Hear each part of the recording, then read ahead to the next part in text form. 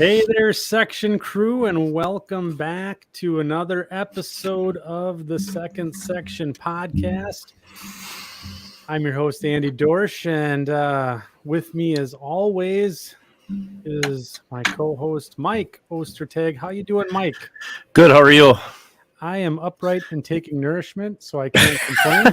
You woke up, you drew breath. That was a good start. Yeah, another day above the dirt, as they say. Yeah. So we have a pretty fun show in store for everyone tonight. Our main topic this evening is we're going to be talking about backdrops and photo backdrops and painting backdrops, and we're going to do we're going to do a little show and tell.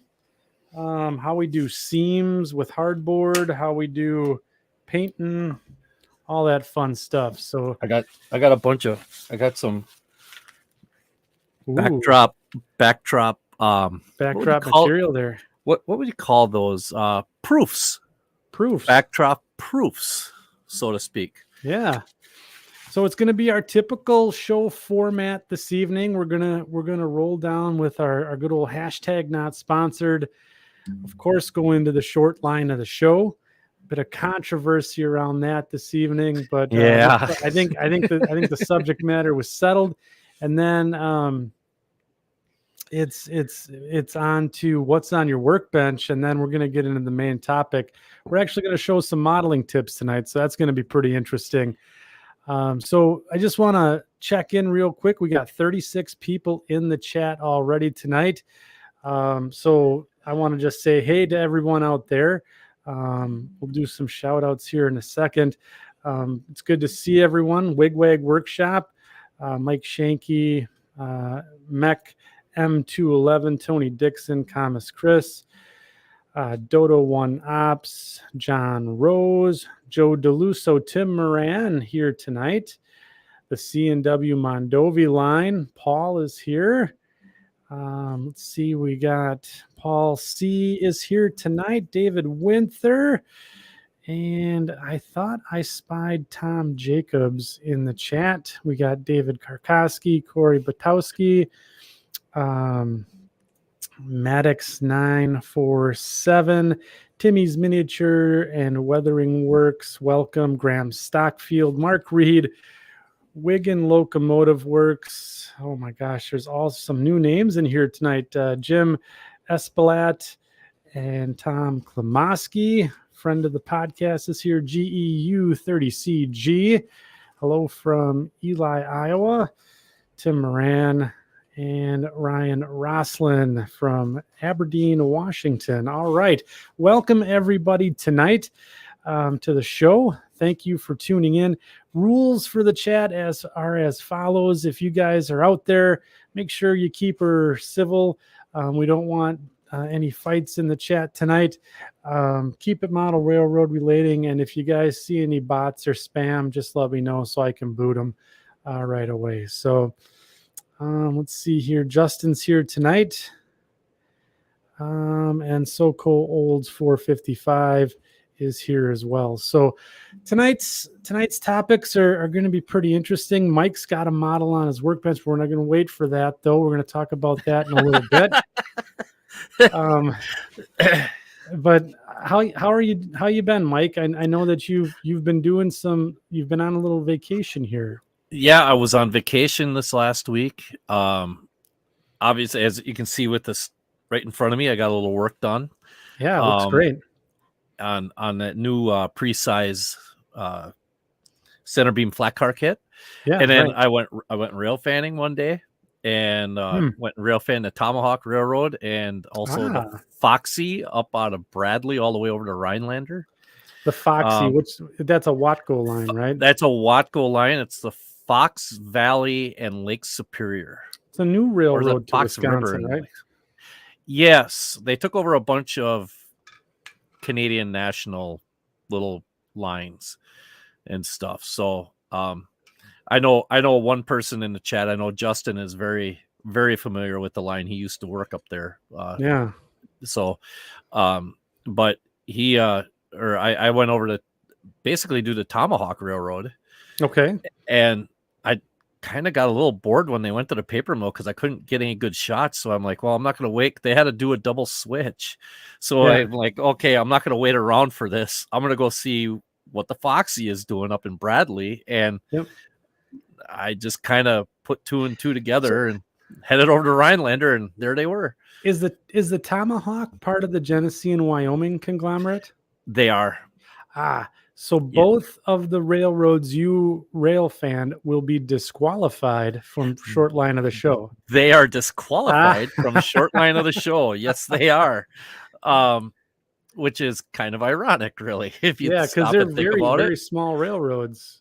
There's very few when we get to Wisconsin. There's 1 or 2 that are eligible-ish. So, but we'll get to that when we get down to Wisconsin. And we'll get to that later. All right, very good. So, everyone out in the chat tonight, we got 51 people out there.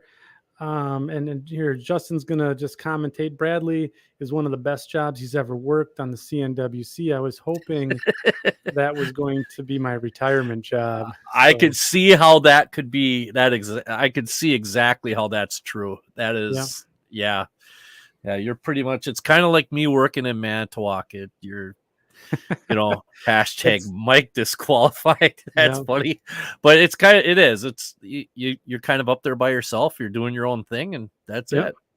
So, Thomas Chris here with a little foreshadowing for this evening. There's only a couple in Idaho that isn't Watco owned. So Mike's gonna have his work cut out for him on short line of the show tonight. Yeah, and I'm kind of cheating a little bit on the one. Kind of cheating, yeah, just a hair.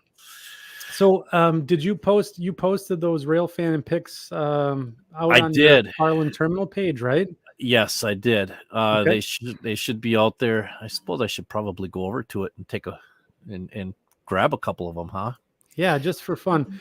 While we get rocking and rolling here. So talk amongst yourself. Talk amongst yourself. We'll go over here and talk to the chat a little bit. So I do want to give a teaser while I got everyone here early in the show. So our next show is actually, again, hashtag not sponsored, but I'm going to take the wheel here, Mike, for just a second while you're doing some stuff. Yep. So in the in the July issue of Railroad Model Craftsman, and this was 90 some pages of model railroad goodness. There's an article in here by Jason Schran. He does a column called Diverging Points, and it is talking about why we would compete modeling contests and so on and so forth. So our next show is going to talk about just that. It's the there might be some claws out on that one. Yeah. So who really wins when it comes to contest modeling? And this is going to be our broken rail segment, or a broken rail show. So we'd like to invite the section crew to come aboard for this journey to talk about contest modeling. And I really encourage everyone, and again, hashtag not sponsored here, but if you haven't picked up this article or this magazine here, this monthly edition of the July edition here of Railroad Model Craftsman, I really suggest that you do, because not only is there a lot of good modeling tips in there, but there is a really some nice commentary from some big names in the hobby, and this one stuck out to me, so I'd like to cover it here on the second section. So if there's any of the section crew that wants to be on the show to talk about that, either direct message Mike or myself, and we'll get you primed up. There's only just a couple of rules that we're going to ask, and that's just, let's keep it civil, let's keep it PC, and we really want to focus on talking about contest modeling and the benefits or the negative effects of it to the hobby. So anyways, without any further dilly-dally about that, Mike, you want to share some of your rail fan picks real quick? Sure. Okay. Through the Hopefully magic that of our crack production staff. I hope that Let's was see enough here. time to get you prepared there for a little bit. There and there. Haha, look at that. Yeah. Now, So yeah, this is the Tomahawk Railways, their warehouse. They actually own this warehouse, from what I understand, and they have a manager that actually operates this warehouse, and they pretty much handle nothing but boxcars full of, I believe it's either pulp or paper, one of those two, or a combination of the both. And this is the 1587. This has been on the Tomahawk Railroad for ages. I actually shot this I actually have some pictures of this sitting in the engine house in Tomahawk before Genesee and Wyoming took them over. So I actually have it in their green scheme. wow. Yeah. So that's it's a railroad it's kind of neat because it's so small. It's only like 2 miles long or something like that. 2 or 3 miles long total, but it's got enough action and some really pretty scenery here. It's going out over a causeway. Yeah. I think that's Lake Tomahawk that it goes over. I bet you $1 you're right. I was so mad though. I wanted to fly my drone, went to fly it. My app didn't work. I didn't realize that the DJI Fly app, my Android phone was updated and the app was not compatible. So I'm up and flying again though. I got it working again. So, but they just basically hung out by that warehouse for a little while and made up a train, and then there they are going over the infamous bridge over the Lake Tomahawk. This bridge has had a lot of photos taken of it, I believe. Real quick, Boomer, your $20 is in the mail, bud. Thanks. What's that? What? Boomer just posted something up on the chat, and I threw it up there. So just yeah, so everyone gets it. Thanks, Boomer. Tom Jacobs got a question. Hey, do you got one of the engineer side? How about that? How about this one? We orchestrated that. I have a couple of the engineer side. I was following the sun, and what's really weird is they actually make kind of a loop or like a horseshoe. Okay. So they leave Tomahawk, go out onto the Foxy Main to a Y, make a left-hand turn at the Y, and head back onto their own trackage out to the paper mill. So it's really, really it's really a cool little railroad. And then this is where I caught the Foxy over in Rhinelander at the old Sioux yard. I believe it's a Sioux Line yard. Okay. And then they're running WSOR, or Wisconsin Southern Power. And it was just kind of a neat little chase. This guy was a neat little chase. And this is them leaving going through downtown Rhinelander. I thought that was kind of a neat shot. Yeah. This is them just outside of town. I was able to stay just ahead of them. And then this is, I actually asked a guy if I could stand next to his deck in his backyard to get this shot. And this is Bridge Lake Bridge. It's a very original name there. Yeah. Well, this is literally Bridge Lake. And so, I don't know, Bridge Lake Trestle, whatever you want to call it. But I kind of thought that was a neat, just the way the scene was all set up. Yeah, I kind of thought that was neat. And, then this was a train to head north going in Wausau. So let's break something down here and maybe give our viewers here just a little tip. So when you talked about your rail fanning adventure, you said you were following the sun. Yes. Can you break that down and maybe describe what that means in terms of taking pictures and all that stuff? Okay, so if you look right here, I'm kind of in the shadows, right? So I'm kind of in the shadows right here, but you can see the shadows are coming. It's early morning and it's long. The shadows are long, right? And they're coming from the left to the right. So that means, like, I've got the sun is basically to my back or off to my left slightly. So in order to keep images from getting washed out. And Justin or anybody else, please correct me if I'm incorrect on this. But you can take pictures from the opposite side, like towards the sun, if you have a decent enough block of the sun. Like if you're taking it from a shadow, from inside a shadow towards something, you can do that. Otherwise, the sun will wash things out and make it very difficult for your camera to actually get the good colors and stuff. So here is a bit, they're out of the shadows. I'm actually standing in the exact same spot. Really? Just later in the day? No, just like this was actually about 2 minutes prior to me taking this shot. Because if you look, the boxcar is the same. They're actually pulling there. He's actually sitting still here.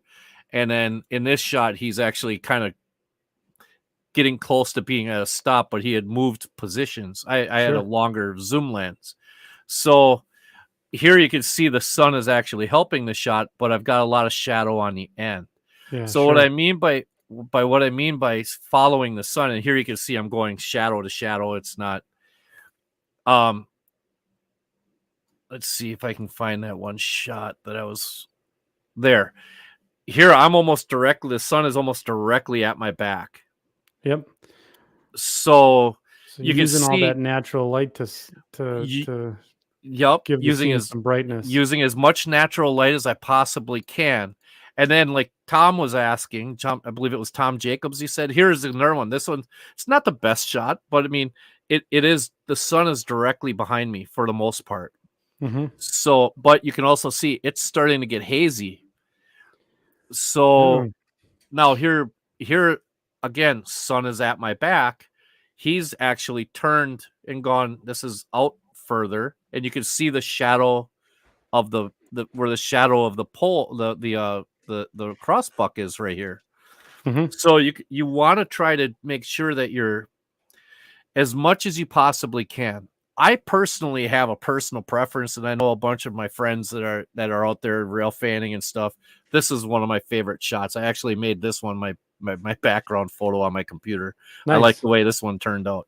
But I actually prefer to shoot on absolute gray sky, cloudy days. Really? Absolutely. Yes. I absolutely love that. Because you don't have to worry about what side you're on, and you have opportunities to get photos that you might from positions you might not normally be able to get if it was sunny. That's really interesting. I'm a novice to this, of course, and I always thought you'd want a bright sunshiny day and then just basically stand with the sun at your back or the light source at your back, but I guess, ideally, you would want that if every single place you ever went had the sun at your back. The first, the first and last hour, the golden hours, those are fantastic times of the day to go and take photography. They're also fantastic times to be on the lake fishing. Well, yeah, that's a good point. Bright gray days are great for modeling shots. That's an absolutely great point. Portrait photography, I saw. Yeah, that's a great point. Portrait photography. Yeah, no shadows.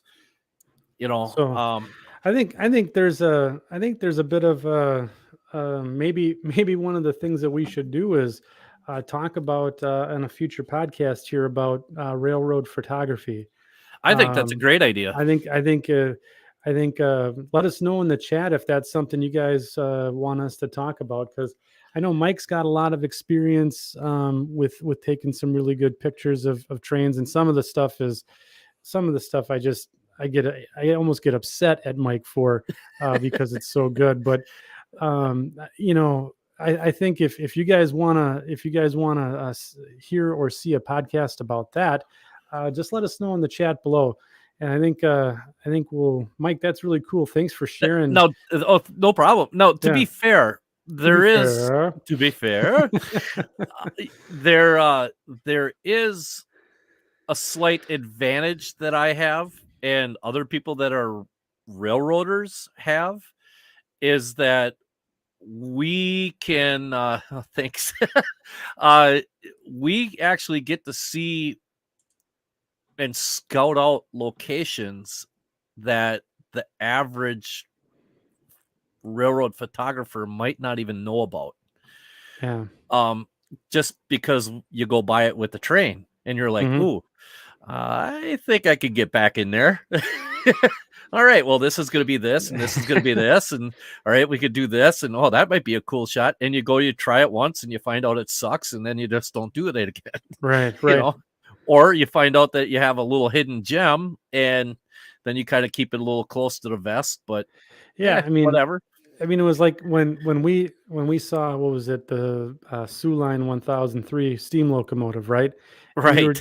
And like I'm out there with just my cell phone, and you're saying, hey, stand over here, and you're teaching me a bunch of stuff on the fly, and then shared with me some of your thought process behind, what are you really looking for in the shot. And I thought it's just those few tips is it's helped me take some really cool railroad photos. And I've actually learned a lot from Justin. I've learned a lot from there's some awesome kids. And I mean, I hate to call them kids because I believe they're like mostly 21 now. But they're kids. They're still kids.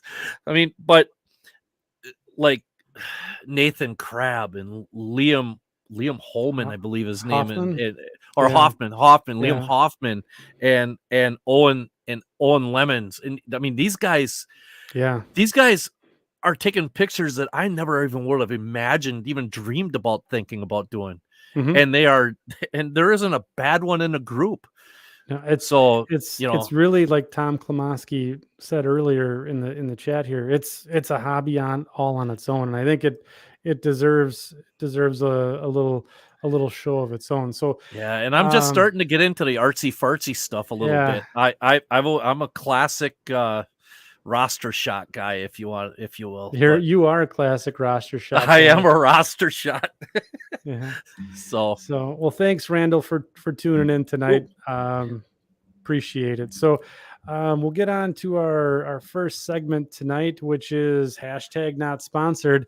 Production crew let us down this week. They said they were going to get us a video bumper to put in it with the Greasy Meat Hands band playing the music behind it, but they're still on 4th of July vacation, so it's just Mike and I running the show tonight, and so it's going to be as good as it's going to get. So that's going to be a T-shirt too, by the way. What's that? The Greasy Meat Hands band. The Greasy Meat Hands band. So I didn't have much tonight in the way of hashtag not sponsored, but there was something that did catch my eye, and I'll say I found it in the latest issue of Railroad Model Craftsman. So again, not plugging them, but I am plugging them a little bit. But I found that Atlas is going to be coming. Let me get my blocking straight here. They're going to be coming out with a late production Berwick 5277 Plate C boxcar. So I am geeking out pretty hard about this because this is a neat car to have in my era that I'm modeling, and it gives it's going to have the opportunity for, I believe, some undecorated cars as well. So let me see if I can pull up the announcement. Hashtag not prepared. Now you and I were talking before the show, so I'm just going to ask it right away. Is that all right if I ask you the same question I asked you earlier? I don't remember what you asked me, but did Atlas buy blueprint? Did Atlas buy Blueprint Models stuff? Because remember back in the 90s, I believe it was, Blueprint Models made the Berwick boxcar. Right. And they were nice kits. They were rather involved kits, but they were nice kits, nonetheless. You can't find them anywhere nowadays. And they are nowhere to be found. So did Atlas buy the Berwick kit and then create ready to run equipment out of it? Branch line trains. Yeah, branch line trains. Yes. Yeah, well, it was branch line trains, but it was Tom Jacobs just said branch line trains. But I wasn't it their Blueprint series? Was that not the blue? Yeah, yes, they did. Yep. He says yes, they did. Yep. So that's my plug for hashtag not sponsored, that Atlas. And we're getting all sorts of comments here. So Justin says, yep, branch line Blueprint series. Yes, I didn't do my unique New York tongue twister exercises tonight. And it says, yes, Atlas purchased the branch line. That's train awesome. line. That is awesome. Yeah. So that's what I'm looking forward to. And I think I'm going to do a bunch of them up in the Mascoutin Valley paint scheme, because it would just be kind of cool to have them in some sort of either lumber or paper service on the railroad. Now, for me, if I was still modeling an HO scale and I had my own private railroad like the Mascoutin Valley, just looking real quick at the ones that they were offering, I'd buy a bunch of the Illinois Central ones because they're all solid orange, and then you could just do whatever you wanted to for decaling. Sure. And do either a removal of the ICG on the side or just do a simple patch job on it, and off you go. Possibilities are endless with that line. Yeah, I'm just saying, throwing it out there, Yeah, good. So did you have anything for, Mike, did you rustle up anything for hashtag not sponsored this week? I know we kind of plugged RMC and we plugged the Atlas bits. What do you have? I'm just gonna throw a couple of things right out quick. It's nothing new, but we've talked about the inventive models in their couplers that they're coming out, their Sargent replacement couplers. Right. Well, they just did a demo video on the S scale ones, and they're coming out with over the top pins and underneath pins. Woo. And if you go to Inventive Models on their Facebook page, okay, I believe there's a video on there showing that. I'm not prepared to go there. Right, that's now okay. We've talked about them before. Yeah, but they actually have it where the pin, like on a locomotive, the pin is on the top. Right. They actually have it where you pull the pin up and the knuckle opens. Oh my gosh! And so they're same with the underneath and the knuckle opens like you would on a freight car. Wow! And so is that in S? Is that an S scale only, or are they going to do that with HO as well? I don't know right now. I believe he just was demonstrating the S scale one. I'm not sure if he's going to go and do it with HO. How cool would that be if he did it in HO scale too? So that would take modeling to a different level, wouldn't it? Yes, it would. Yeah. So, and operations, right? I mean, because that's going to add a lot of play value to coupling and uncoupling cars. Yeah. Now, hashtag super not sponsored. Hold on a sec. Let me get you up on the big screen here. Okay. I'm learning how to run this now because our production crew, if they'd ever show up, they just send me a bunch of cocktail napkins with buttons I need to click. Hey, do you see what I did here? I blocked. I put a towel over a pipe and blocked off that basement window so it wasn't so bright. You got the memo. I got the memo. You got the memo. Okay, so obviously you guys could see my Milwaukee Road flat that I'm doing. Yep. I picked up at Hobbytown, USA. I picked up some Tamiya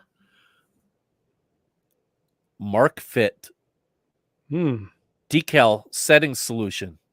Yeah. They make it in a couple of different strengths. This is the regular strength, and then they make it also in what do they call it? Strong. Ooh. Strong. Okay. And this stuff is amazing. I tell you what, I don't know that I will ever go and use anything else on my models for decal setting solution. For a decal setting solution. Now, I know Tom Gazier has got some stuff. The VMS. The VMS that is supposed to be amazing also, and I haven't tried that yet. But I'm planning on it. Yeah. But for the time being, this stuff is really, really good. It works a little similar to Solvaset, but is nowhere near as harsh. But the one thing you need to do is it does have a really quick working time. So when you're putting your decals on, you really need to be Johnny on the ball with Johnny on the spot. It's and you can dilute it a little bit when you put some on your decal on by just dabbing a little bit of water. Okay. Yes. So SoCo Olds has a question here. Mike, does that make it conform to surface details? Yeah, as far as I can tell, it does. How many coats do you put on there? So I'm a microsol microset guy, right? And to get stuff to lay down pretty flat, depending on the thickness of the decal or decal, wherever you're from, right? Oh, there you go. Hold it still. There we go. So how many coats did you have to apply? I put a small, thin layer down on the model, put the decal on it, positioned the decal, waited about 10 seconds, brushed one coat over the top of the decal, and left it alone. Really? Yep. And that was it. And next thing you know, boom, gone. Boom. That's amazing. Just like, I am very impressed with this stuff so far. And it's not that expensive. I want to say it was only. So we'll have to. It was $4, basically $4 for this bottle. Yeah. So and it comes with a brush. Does it? Yeah. So if the Tamiya panel accent wash is taco sauce, then we'll have to come up with a version of the sauce for this. Oh yeah. Yeah. Yeah. Never thought of that.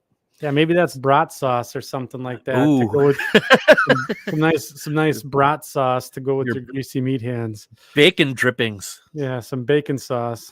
Since it's clear. There you go. But yeah, no, it's I've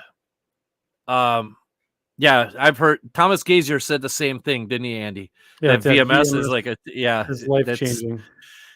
So it's that's what I've got. I fell in love with this stuff. I was really apprehensive about it, and I thought, well, what the heck? Give it a shot on this thing. What's the worst thing that can happen? So what did I do? I did it on the first part of where it says Milwaukee Road right here. Yeah. I did it on the first MILW or MI and the LW to see if it would work because the Milwaukee Road actually had these where they were solid yellow without the lettering, and if it didn't work, I would have just I would have just scraped it off and not put the Milwaukee Road up at the top. That's awesome. Cheater. Cheat to win. So, hey, what do they always say? Great artists always figure out a way to hide their mistakes, right? Yeah. Right. Yeah. Yep. So it's just I highly recommend at least it's worth the $4 to try. Now I'm also using these are highball decals, which are very thin to begin with. They're I don't know how this stuff would work on. I've heard that VMS is supposed to make like the old Champ decals look like they were so thick. But it's supposed to make that stuff look like it's painted on. Wow. So I haven't tried this on any Champ stuff. So if anybody gets out there and tries this stuff on Champ decals, let us know how it goes. Hashtag prepare for failure. Hey, just send it. Just go full send. We'll just go full send. Yeah. All right. That's awesome. That's good. I'm glad we have some actual, basically some testimony, some real testimony to go with some of the hashtag not sponsored. So we're just not blowing smoke at the section crew. I think that's really cool that we're testing some of the products that we're putting out here. So awesome. Anything else tonight on the hashtag not sponsored? I'm looking around. I got nothing. I got nothing. Not yet. Not yet. All right. Well, I think it's time for our first break of the evening. So commercials coming up here. We're going to kick it over to the Greasy Meat Hands band, and they'll intro the next segment.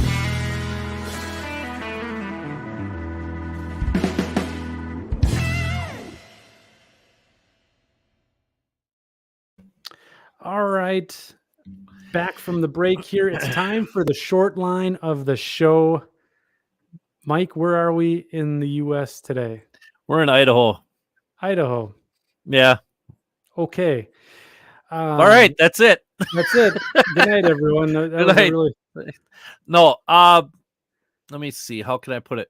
I did a lot of research on a railroad, and then I finally figured out that they were based out of Washington instead of Idaho. So I had to go to my backup, which is kind of it. It was going to be the Pend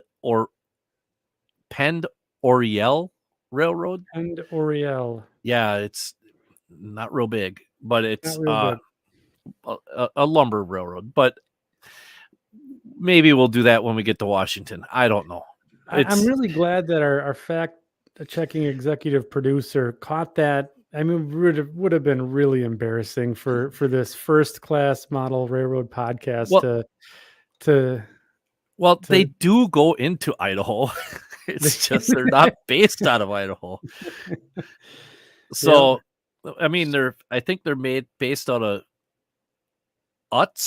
Utes, something like that. Washington. Someone in the chat's going to have to tell us how to pronounce that. Which rhymes with putts, which seems to be what I ended up doing with the whole thing. So I went to my backup. Your backup. And my backup one. And I didn't want to do this one because anybody that knows me knows I like this railroad, and I didn't want to come off as a homer type of thing. So let me see. Let me get it all set here. My producer's telling me that it's a screen share moment. It is a screen share moment. Colin King says close is close enough. St. Mary's River Railroad. Ooh. It's a former Milwaukee Road line. He called it. Thomas Chris called it. Yeah. I'm sorry. I wanted to avoid this one because of the fact that it's kind of independent, but it's owned by a group that owns other railroads, but I believe each railroad is run independently. It's not like Genesee and Wyoming and stuff like that. Anyway, it's a part of a Milwaukee road. It started in May 23rd of 1980. It basically goes between Plummer and St. Mary's, Idaho. Okay. And it was part of the Milwaukee Road line through the Rockies. Awesome. Yeah, and their former Elk River branch. Okay, so it wasn't part of their old main line. It was a branch off of. No, I believe portion of it is part of the old main line. Really? Yeah. So here is the map. Okay. And here's Plummer. They connect up with the UP in Plummer, and they haul lumber and lumber. That's it. It's they haul wood products and wood-based products. As you can see, they are way up in the panhandle of Idaho. It's not an easy. Well, see, Spokane to Plummer, I believe, is about 90 miles, as 70 miles. Fly. Maybe not even that far. Might be like 45. But yeah, as the crow would fly, it's a little bit, but it's one of those things where I believe it might be 45 miles, but it might take you 2 hours to go that 45 miles, because you're up in the mountains. Yep. So here's their motive power roster. Ooh. It's all former Milwaukee Road equipment. They've got 3 GP9s and a pair of SW1200s, and they also now have a at least according to what my research here shows, I might be incorrect, but they have a former McLeod Railway SD38. SD38. They got that McLeod River SD38. Yes, they do. Yeah. Yeah. So for those catching us on the audio replay here, we got a nice shot. Looks like a GP9 there. Yep. GP9. chop nose GP9 looks like it still has the dynamic brakes and a winterization hats. What does the paint scheme look like here? It's like a orangish red, a cream on the bottom. It's a three tiers, and each tier looks relatively even. The top is blue, and then the middle is like a cream or an off-white, and then the bottom is like an orangish or a deep orange or a red orange of some sort. And it just simply says St. Mary's River Railroad in large letters right across the long hood in the cream section. So they're really, really pretty engines. It's just kind of a railroad that I like it more for the scenery than I do for what it does. Yeah. I mean, how could you not fall in love with that? I mean, and this is we're looking at for you playing along at home on the audio version. It's a train going across a large trestle and across a lake with the mountains and pine trees in the back, and it's just absolutely beautiful.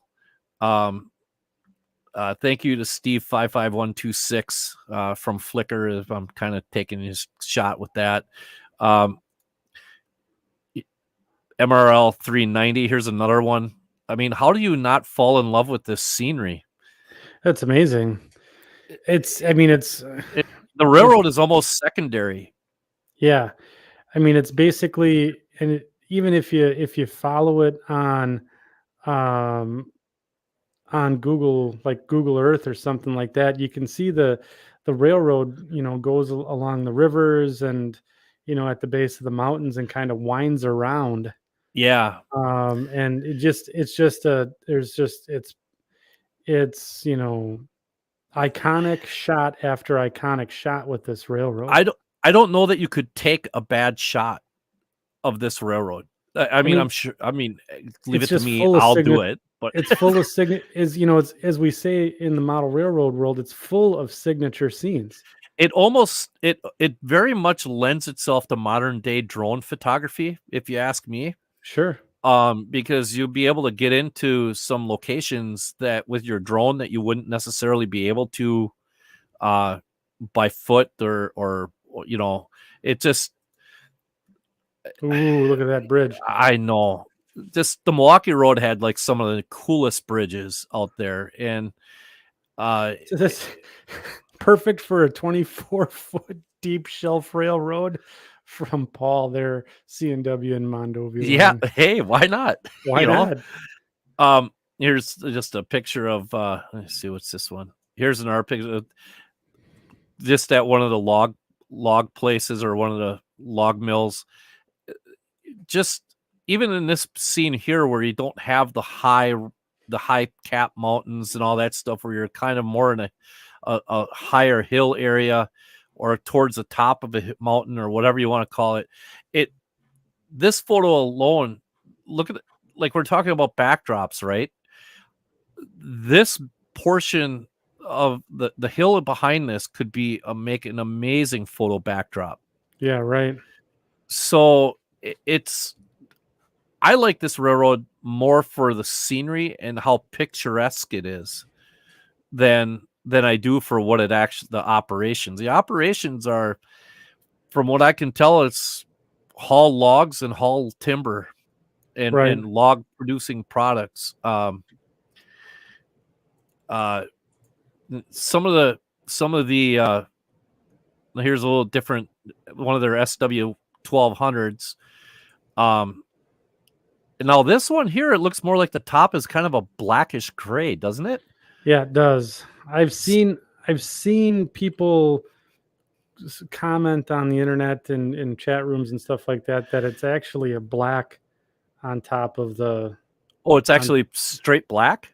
That's what people say, but I mean, who's to say with, fading, lighting, that type of stuff. Right. Here again, we're looking at the other one of their switch engines, the 502. The paint scheme alone just lends itself to a really neat short line. Right. And you could tell that they're very proud of the way this looks, because these paint schemes are not run down. They're very clean. They don't have a lot of scars on them where paint's been peeling. They take a lot of pride in their stuff. And it shows in their equipment, Right. This is kind of a neat.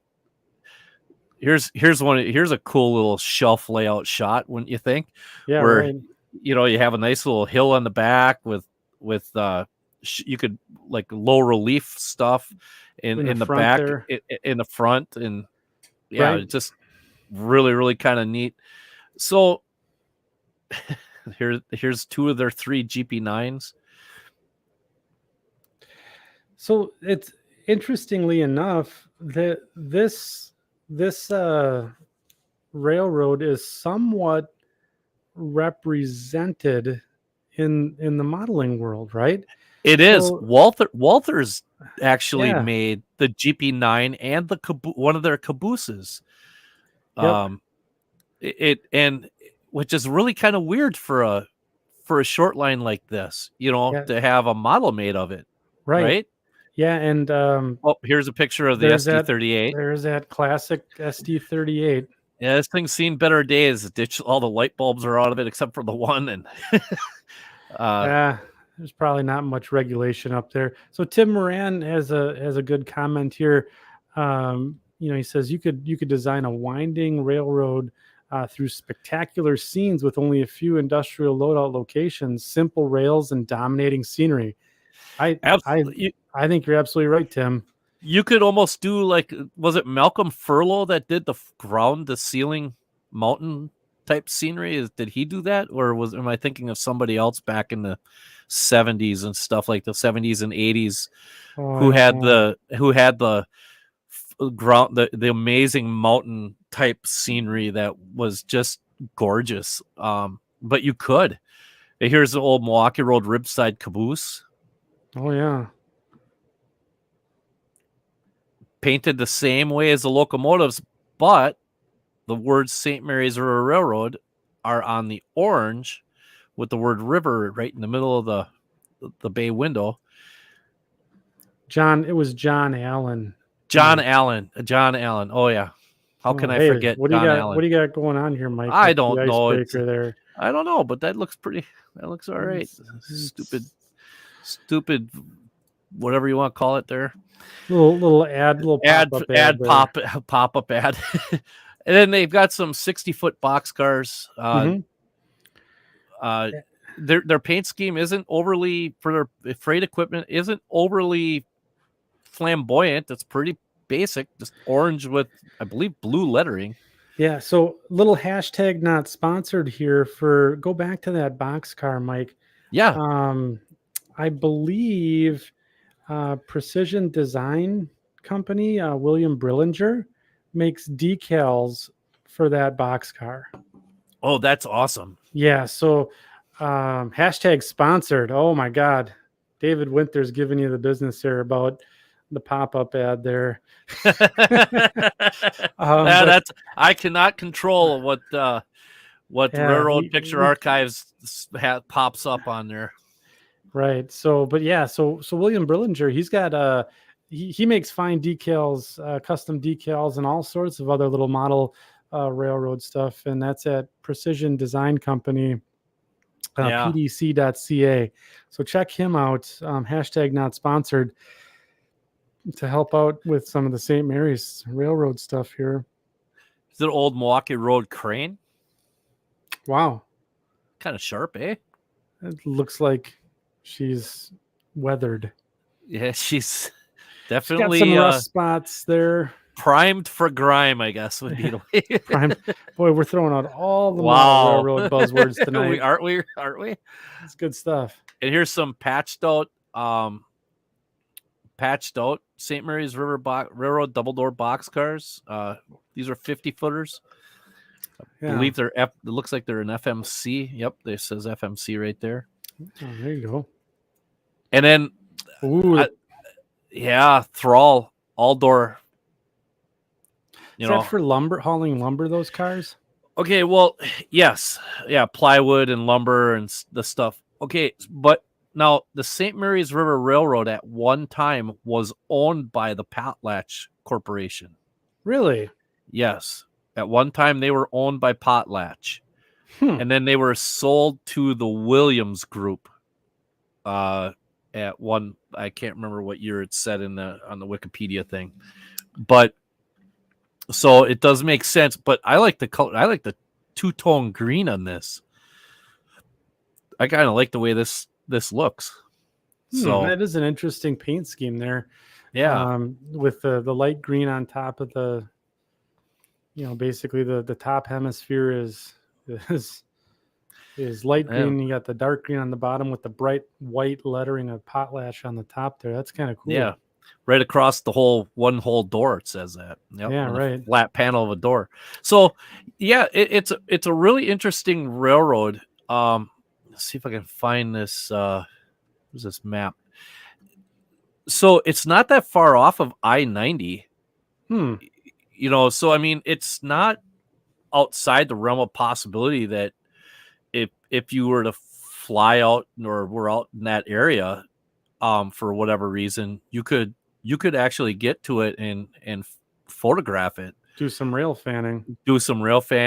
And obviously you can see on this map it only goes through 4 towns: Plummer, St. Mary's, Clarkia, and Beauville.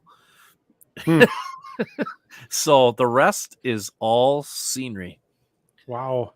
Yeah. Just amazing. And as you can see, it's it kind of winds a little bit. It's not exactly straight, that's for sure.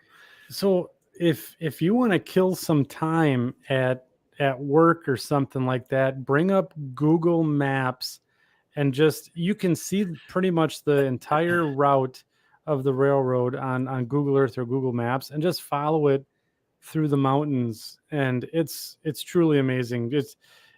It's very inspiring. I'll have a little confession here. I have kicked around modeling this railroad myself. Yeah, if I went back to HO scale for whatever reason, I didn't want to go and do Milwaukee Road, I would seriously consider this as one of my top 3 railroads to attempt to model. Yeah. It's just gorgeous. It's just beautiful. And like I said, I like the railroad more for the scenery than I do for what it actually does. Because I'm not going to say it's mundane, but it's box cars and center beam flats and some log cars. So it's not like you have like an incredibly large diversity of equipment that you're getting on and off the railroad. But you would definitely become a master at scenery by building a railroad like this. That's for sure. If scenery is your bag, I'd highly recommend this one. And you better like making trees. Yeah. That's so. And pouring water. You'd be good at pouring water and making trees. Thomas Chris says it's a place where your cell phone is useless. That sounds like a perfect place. It sounds awesome. I'll be on the next flight to Spokane. Time. I think that's a summer, maybe end of summer field trip there, and then CNW and Mondovi line, and a doodle bug for passenger service. So you could probably get away with a little proto freelance action. Freelance action. Sure, why not? Yeah. So that was I really enjoyed that segment, Mike. I thought that was some really cool shots of the railroad there. That was awesome. Thanks for putting together that on short notice. I know the producers threw you a curveball there. Washington, Idaho. I know.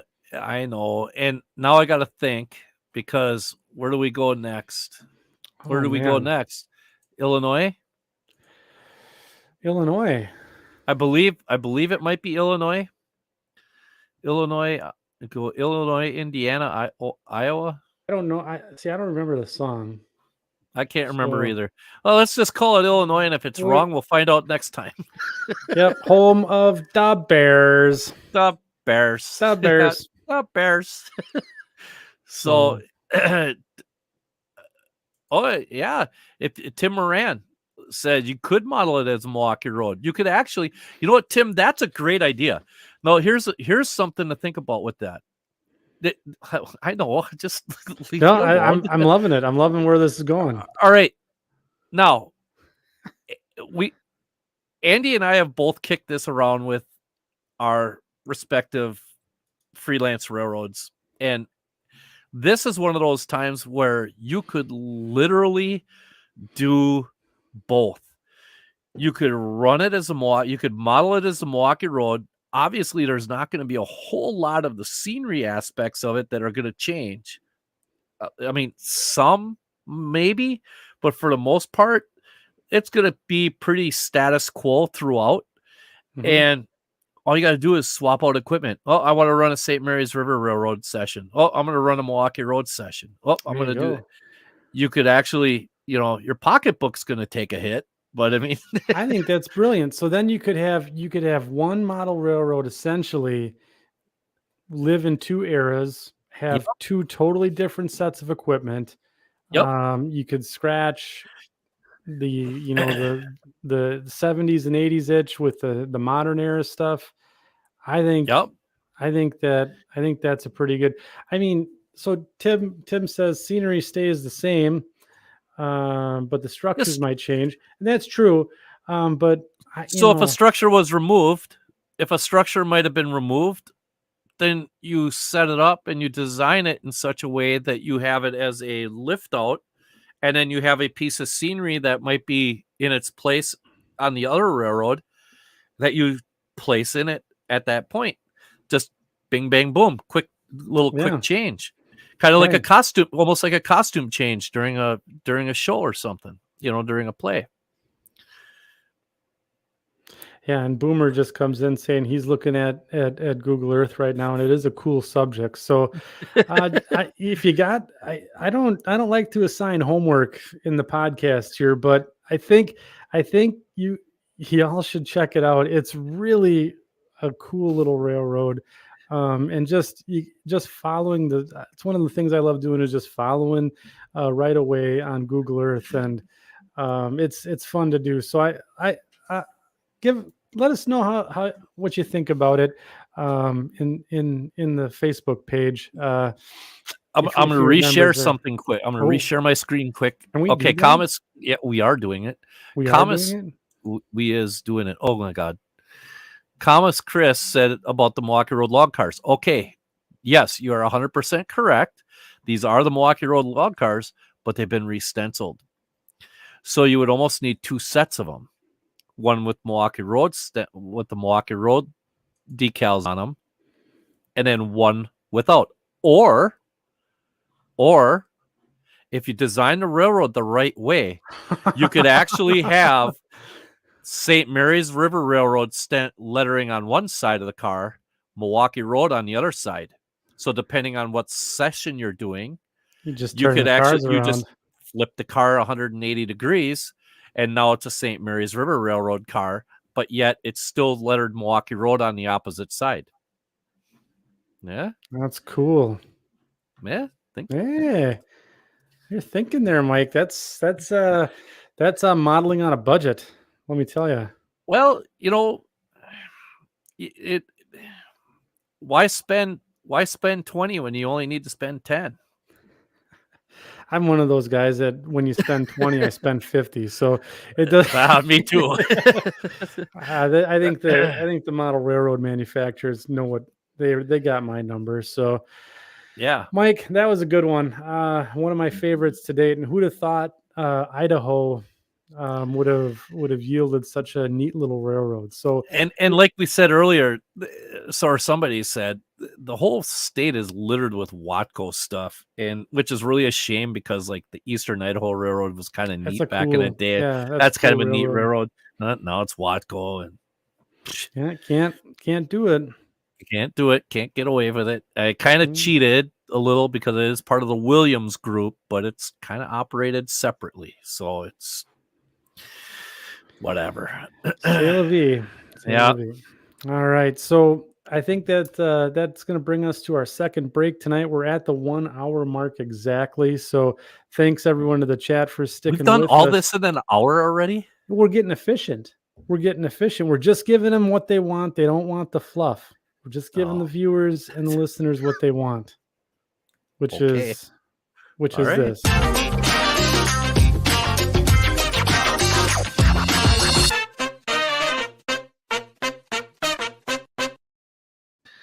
Gotta love the horn section. I love the Greasy Meat Hands band. I mean, they are amazing.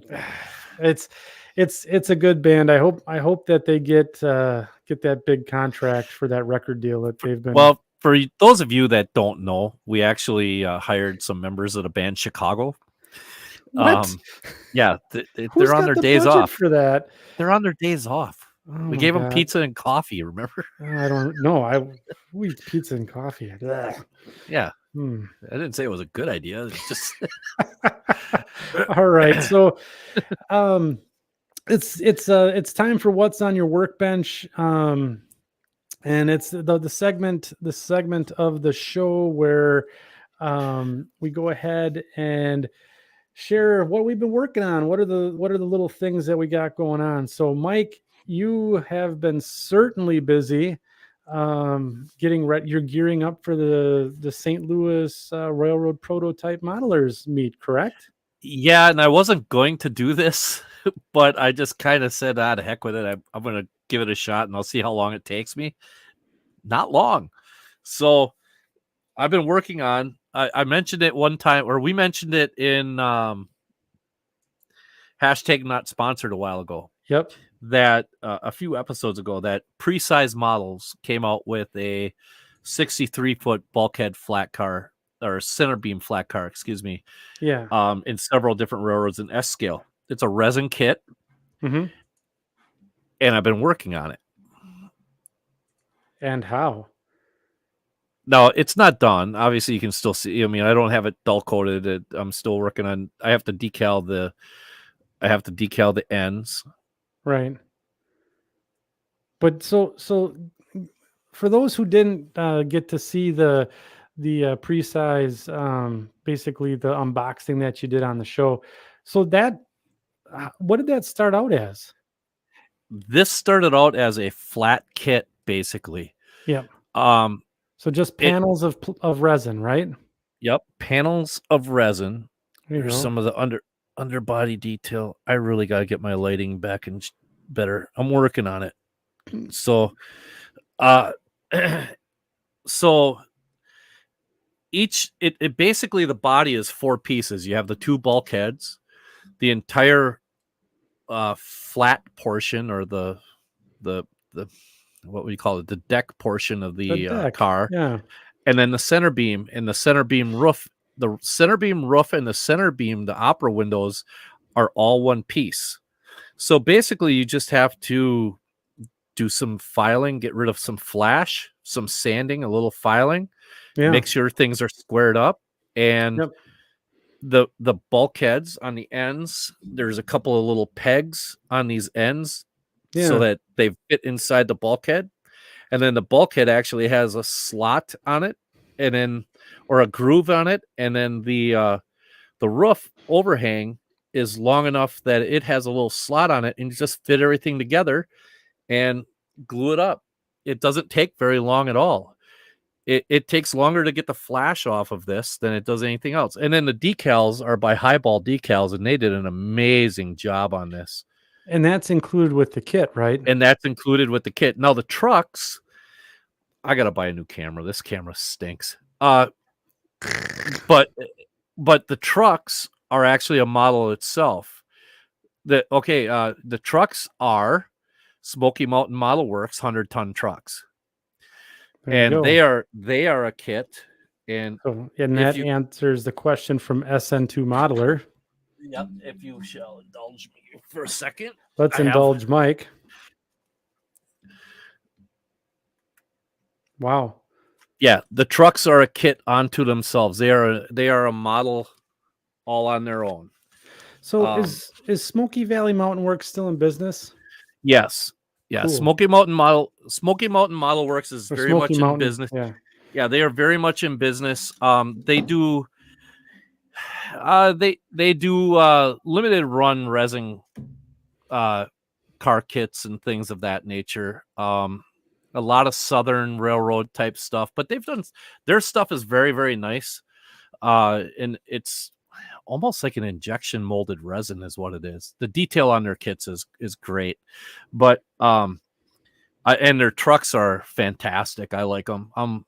I build those for almost everything I have. Yeah. So, but that's what I've been working on. I'm hoping to get this done by tomorrow night, so that I can box it up and bring it, because I'm leaving Thursday to go to St. Louis. Oh yeah.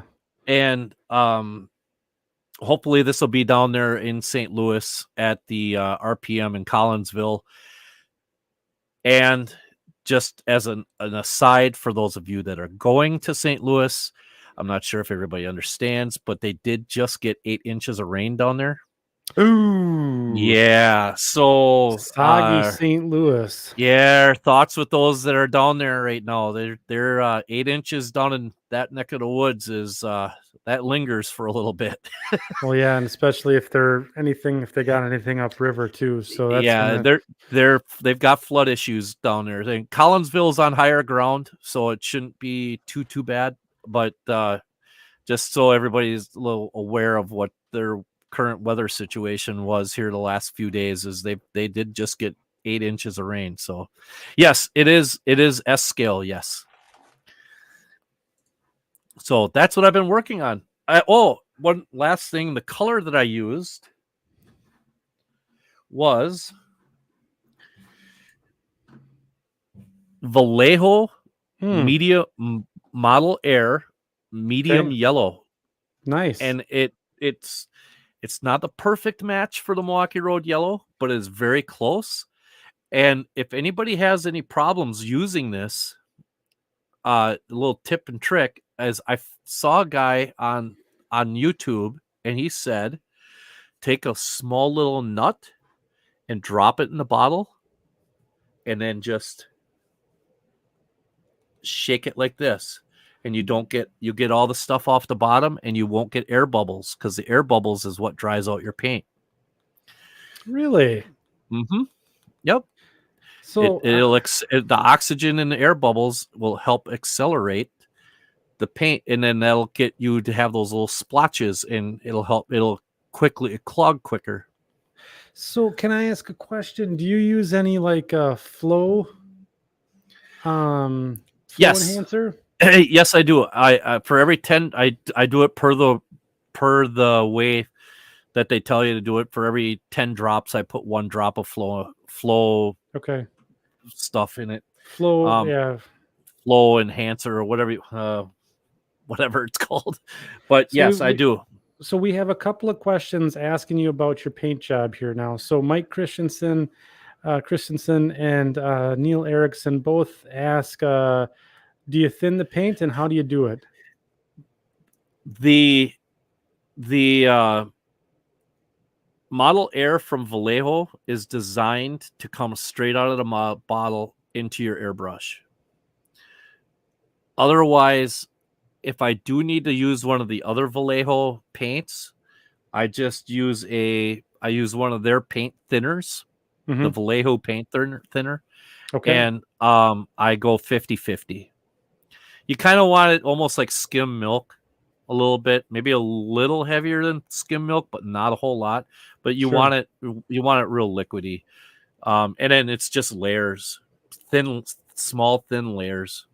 So let's if you'll indulge me now, because I have some questions. So painting models is probably a subject all on its own, but you talk about thin layers, right? So do you just you do something and then you let it dry and then come back, or do you do thin layers, like one pass, wait a few seconds, come back over the top of it? What's your technique for doing the quote unquote thin layers? Because every model railroader says, yeah, well, just do a little bit of, just go thin or go light and make up many layers, but there's a technique to that, right? Well, yeah, and one of the things that I do is I actually set my models up for weathering. And I apologize about my camera. I could see it going in and out of focus. But one of the things that I do is I set it up for weathering. And part of that process is like on this model, I went and I made sure that I went and hit each side of this, but I'd go to the back and up, down one, all the way down one like side. those ribs. All the way down the ribs on one side. Then I turned the model, went on the other side. Then I went back and I took a look, and after that all dried, I went and I took a look at the places that still needed paint. Mm-hmm. And I went back over all of that with all the flat surfaces that needed paint. And if more paint got on other paint surfaces and made that little section look darker, oh well, sun fading. Things fade in the sun. For grime, right? so to speak. Yeah. So I mean, I don't like. I've actually painted the model this way, so that I did the underside of everything, that the bottom the bottom of everything first. Yep. And obviously I didn't have the trucks on it or the couplers. Right. But I did all the bottom stuff first, and anything that got painted other than that, okay, well, so what? You're going to go back over it. And then I tipped it up this way, and I started doing each rib. And I did, I just kind of went along the car until I had the whole car done. And that was it. Nice. It only took, I think I had the whole thing painted in, well, I did all the upside down stuff, and then I took about a half an hour break or 20-minute break and let that kind of set and dry. Sure. And I kind of grabbed it again and started doing all the rest of the stuff. And I think I had the whole thing painted in about an hour. Sure. If even that long. So Maddox 947 is asking, are you going to do a lumber load for that?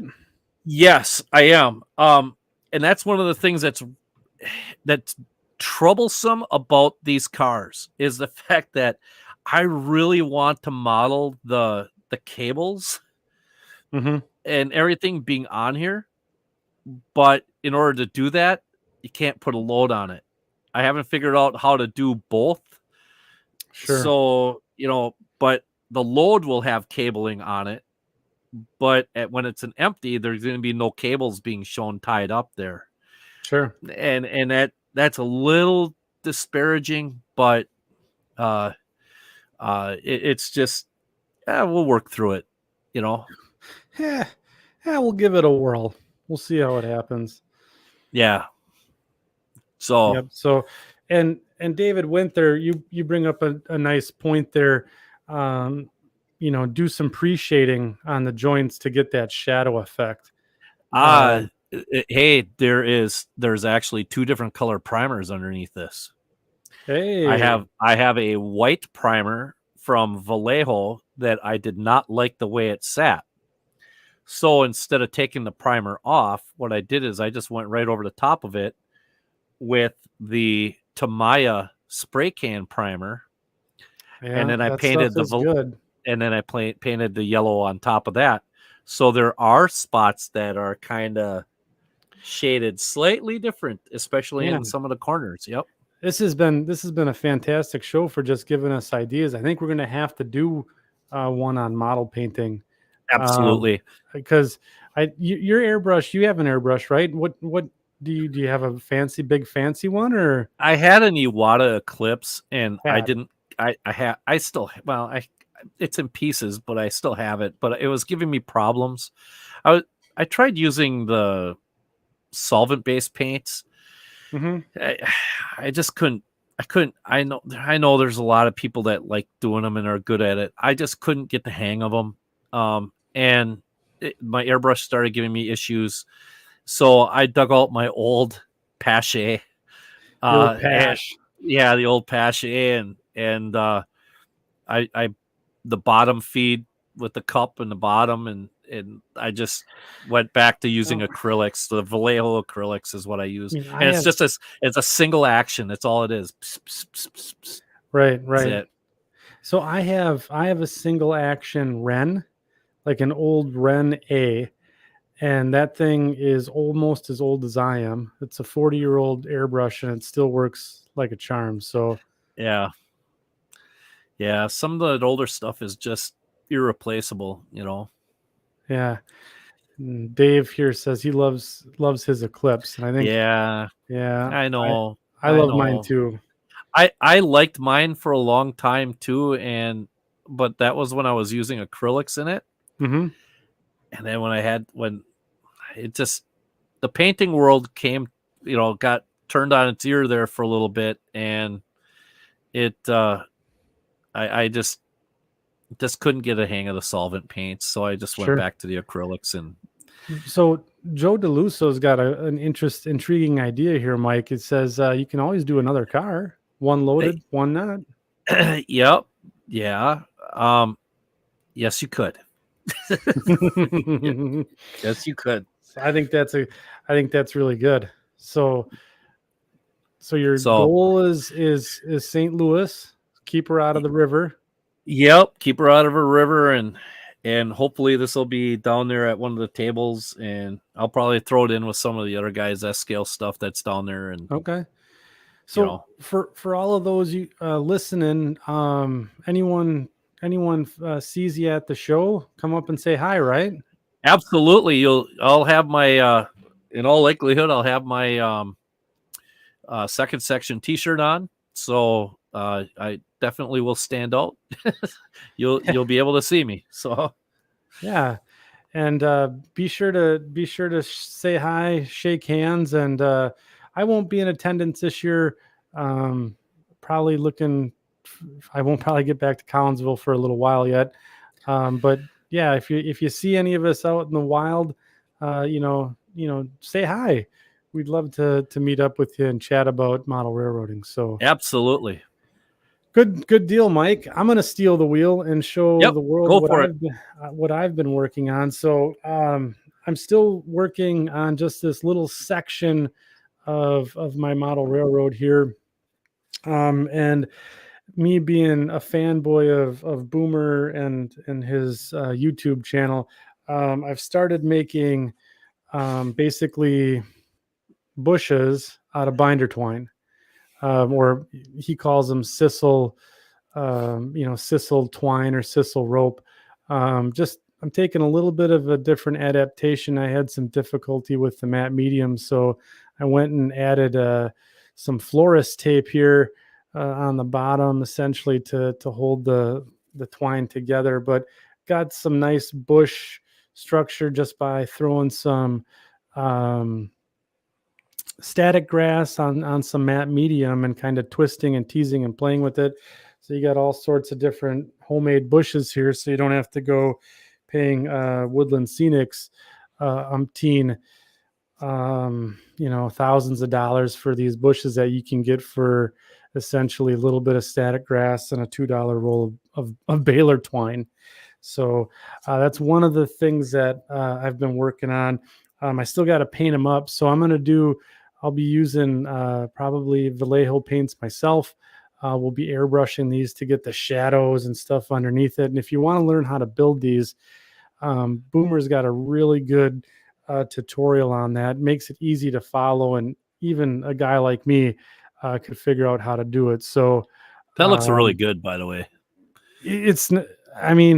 He makes it so simple to follow. If you guys haven't checked his channel out yet on his tutorials and the work that he's done, just a common guy, just a regular guy talking about model railroading, with a podcast can make some really cool stuff. Could you make some arborvitaes like that? You could. Or would you need more of a stand type of thing, like more of a pine tree type look for those? So it's funny you should mention that, because I'm going to be doing some experimentation here, kind of another adaptation of the Boomer trees and whatnot, but ultimately using plants from my garden to essentially be stand-in. So you could trim this up to make it look like an arborvitae and add that static grass for structure around it, and then put flocking on top of that. So I'm going to be trying branching out. He's given me the branching out. Oh, I saw what I did there. It just hit me. But ultimately, it's gonna end up. I'm going to try a few different things with some of the fundamentals that he's given me. Another thing that we're doing is putting together yet another tree. this time we're doing some looping, but I went ahead and added some of that Vallejo texture to it because I had some difficulty with the sawdust technique. So I went ahead and added that, and I only did the back side or the one side of the tree because this is actually going to sit in a corner. But you can see the different, like the bark detail on here. And then I stole another one of Boomer's techniques with the roots here, right? So when you set that down in there, it's going to have some roots spread out over the ground. So this will sit in the corner of one of my scenes here. I got to do the static grass and all that good stuff to it, but I just thought that this gives it a really neat kind of texture to it, because my trees aren't as big a diameter, and I was having a lot of difficulty. Maybe I was just using the wrong sawdust. I don't know, but this not this to sound like Doc Obvious, but that's going to go up against the backdrop, right? Yeah, exactly. So you can see here, like if you look at it, right, there's only one half of the tree. So I really want to essentially give that sense of depth by having this right up against the photo backdrop. Yeah, so that'll be cool. Yeah. And then this is the last bit, kind of tying it all together. The last little thing that I did over the course of the week here is this is a dead tree. That's not fair. So you see a lot of these, and I used a different color of the texturing technique. And I think I'm going to go ahead and basically, this is going to sit in my bog scene behind me. So I apologize for talking away from the microphone here, but it's going to go right there. And that, if you can see that, it'll sit there as kind of the focal point for the scene back here. So on the side of the bog, it'll be essentially that thing that kind of draws everything in, draws your eyesight right into it. So kind of neat to have a mini Prince eagle sitting on the one branch. Yeah, hashtag not sponsored. Hashtag not sponsored. Fun story. Yeah, there's going to be a couple of the mini Prince hanging out in there. Might do like a heron or a loon, and then I'm probably going to have to talk to Split Rock about getting some sort of duck call on a loop by the bog here. But so that's some of the stuff that's on my workbench. I did some car repair stuff. I had an ELS car that I knocked a grab iron off of, so I went and repaired that and put some new couplers on it and stuff like that. And then I'm going to give myself a shameless plug here for my Facebook group on the Mascoutin Valley Railroad.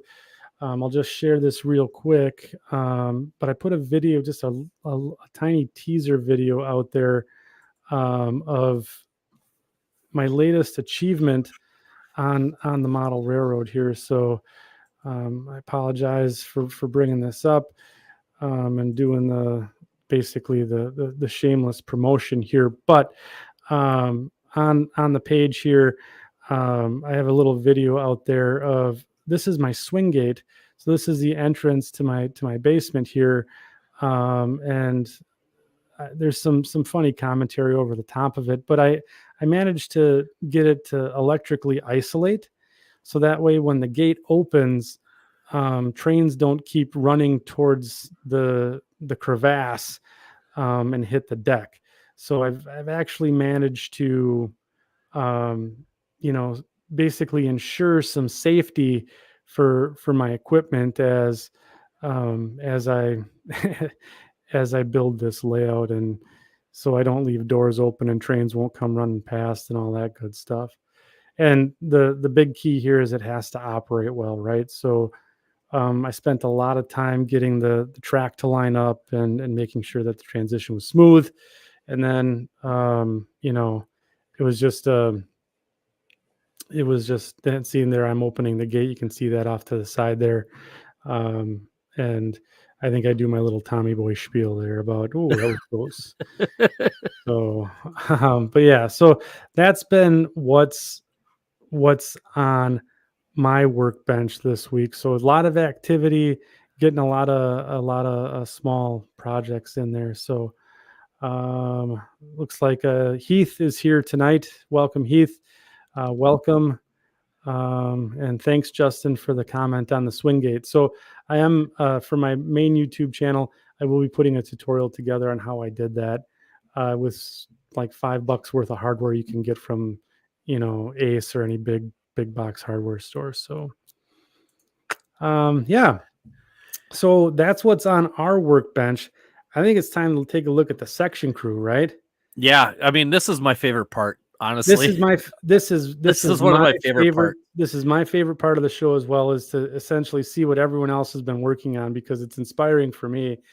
Did you want to lead the parade tonight, Mike, or did you want me? No, have at it. Okay. Let's see if I can fumble through the hashtag not prepared, and we'll get this going here. So second section. So tonight, again, recapping what we have out there. We got quite a few comments out in here. So Nino Giva, let's take a look at this. So this is N scale, and he is building a tiny diorama to test his skills before venturing into building the scenery for his switching layout. It's an Allagash-inspired layout set in northern Italy in the 1980s. Wow. This is super, and it's N scale. Wow. Yes. So that is awesome. Yeah, this is super cool. I think he's got a second picture or he just said, I forgot, it's N scale. So, and then here is his diorama in all of its grandeur. So look at this. It's just beautiful. He's got just the tiny little diorama base here, and then some trees on it, and then just a picture taped to looks like a piece of lumber. That Fantastic. Is cool. And then look at that shot that he got out of that. Well done. That's beyond well done. Holy cow. Yeah. So that's a great way to start. That's a great way to start what's on my workbench. Thank you for sharing. Yeah, absolutely. Paul August here. This is a scratch built billboard just for fun.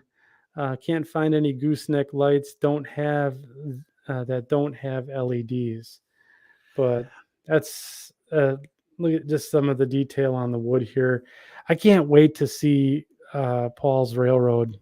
I know, right? It just, with some of the structure work he's putting in here, it's really good. And what about, and talk about a detail that is, how can you say it? How many of these have we passed by with paid no attention to them whatsoever as we were growing up and all this other stuff? Right.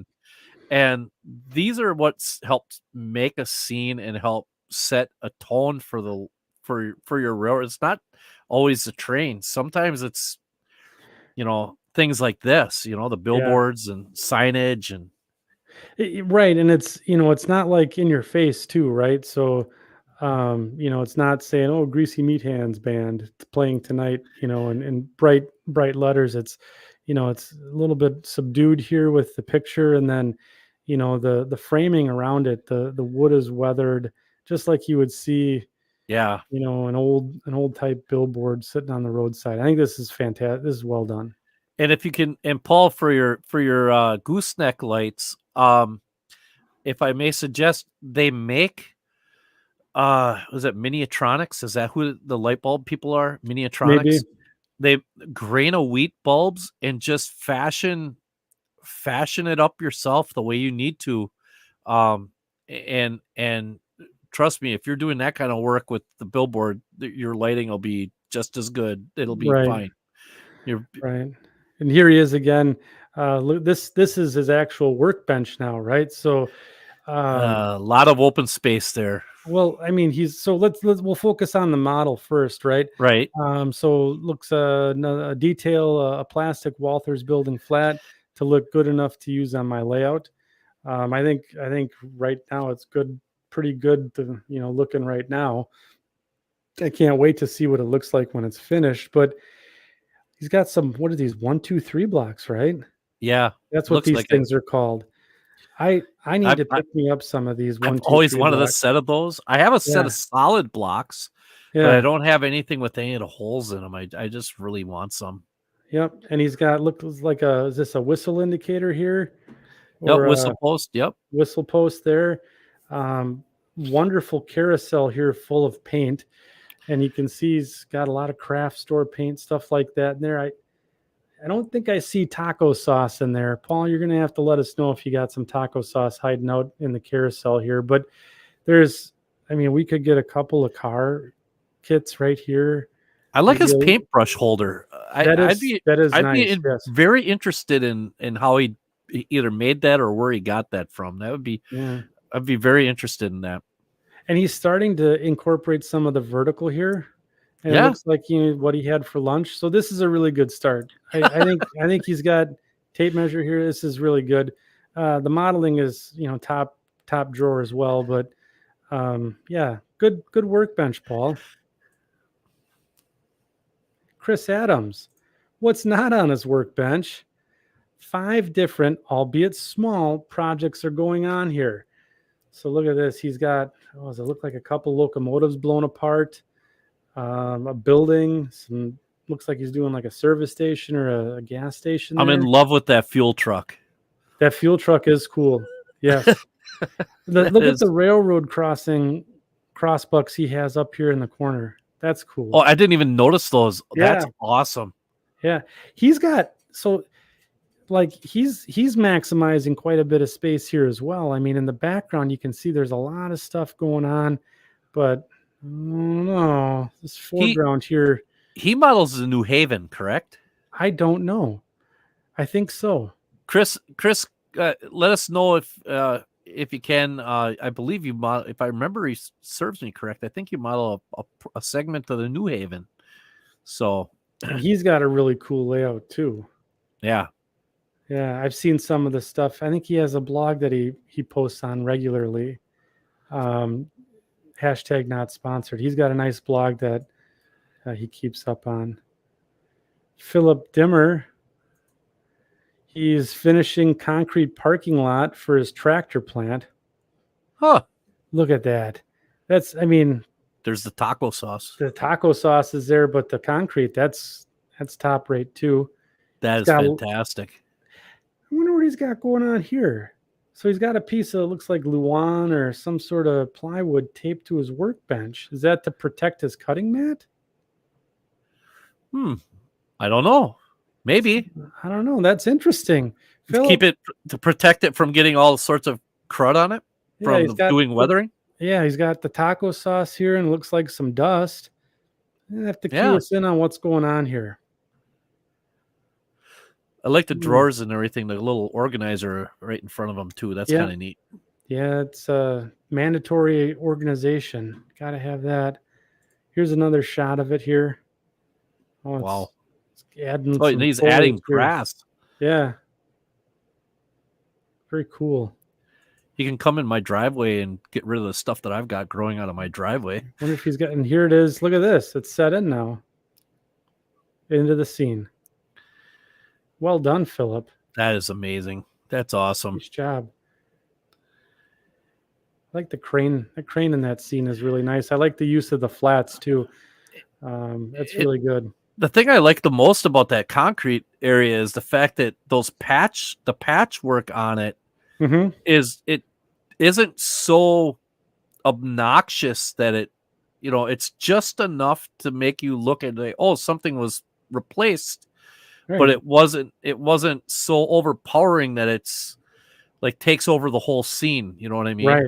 Yeah, exactly. So that's really, really good use of proportion when it comes to that kind of stuff. So let's see here. He's got a comment here.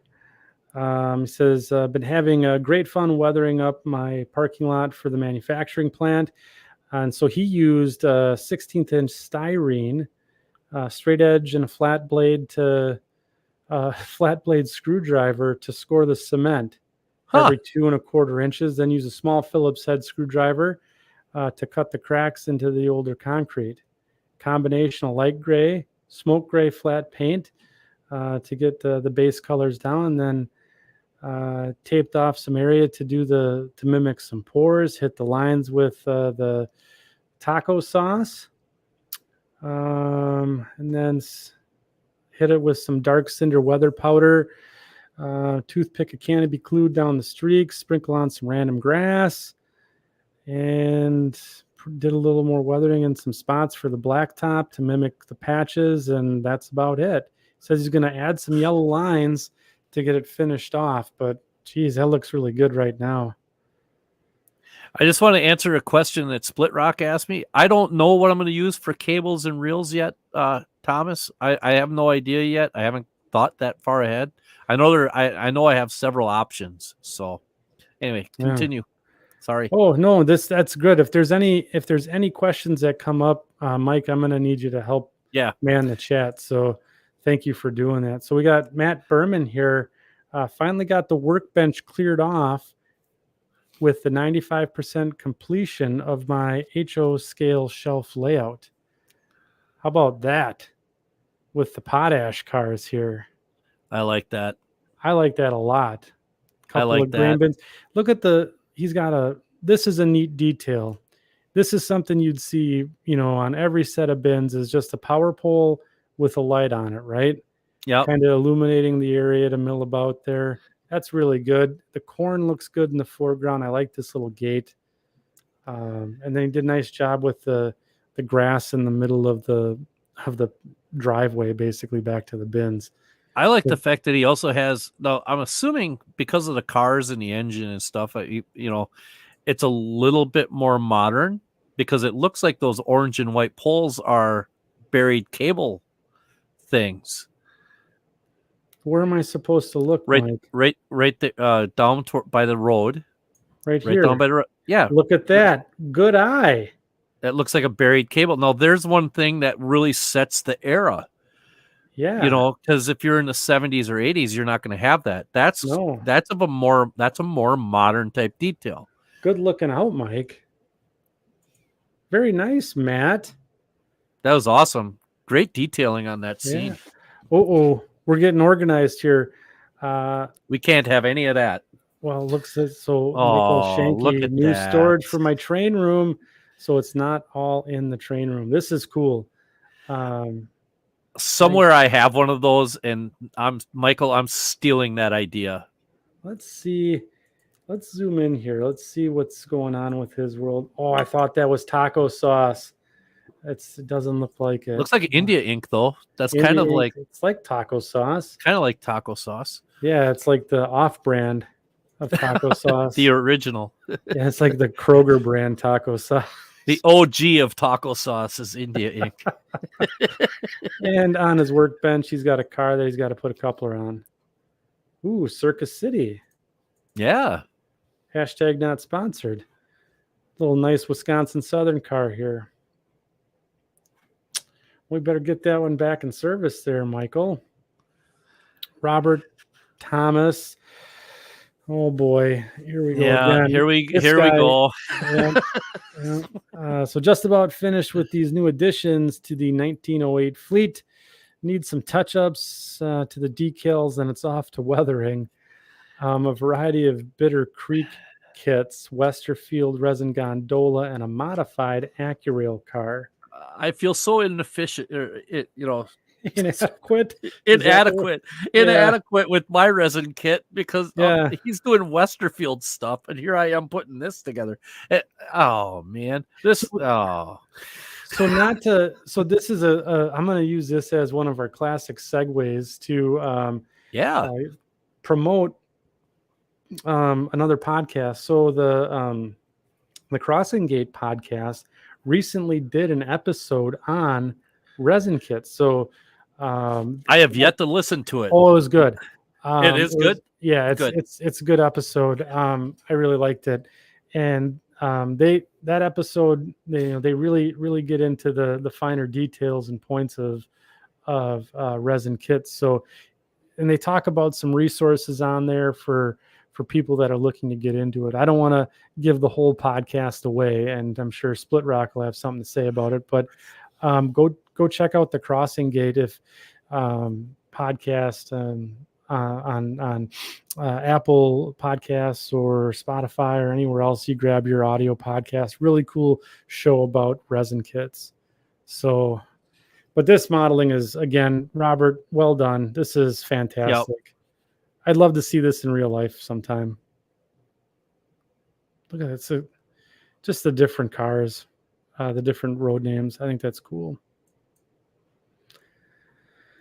Let's see here. Luke Lemons. What's on his workbench tonight? He has a mess. Lots of half-finished projects as he pecks away, depending on what his mood is, while he sits at the workbench, some of which I just need to power through so I can get him off the workbench, starting with the 2 intermounted cylindrical hoppers, the 3 front-range GP7s, A-line double stack, and Sylvan resin CP newsprint boxcar, Soup Parts wood caboose, Walther's caboose getting relettered, scratch built baggage car. Tucked in the back is my weed sprayer train.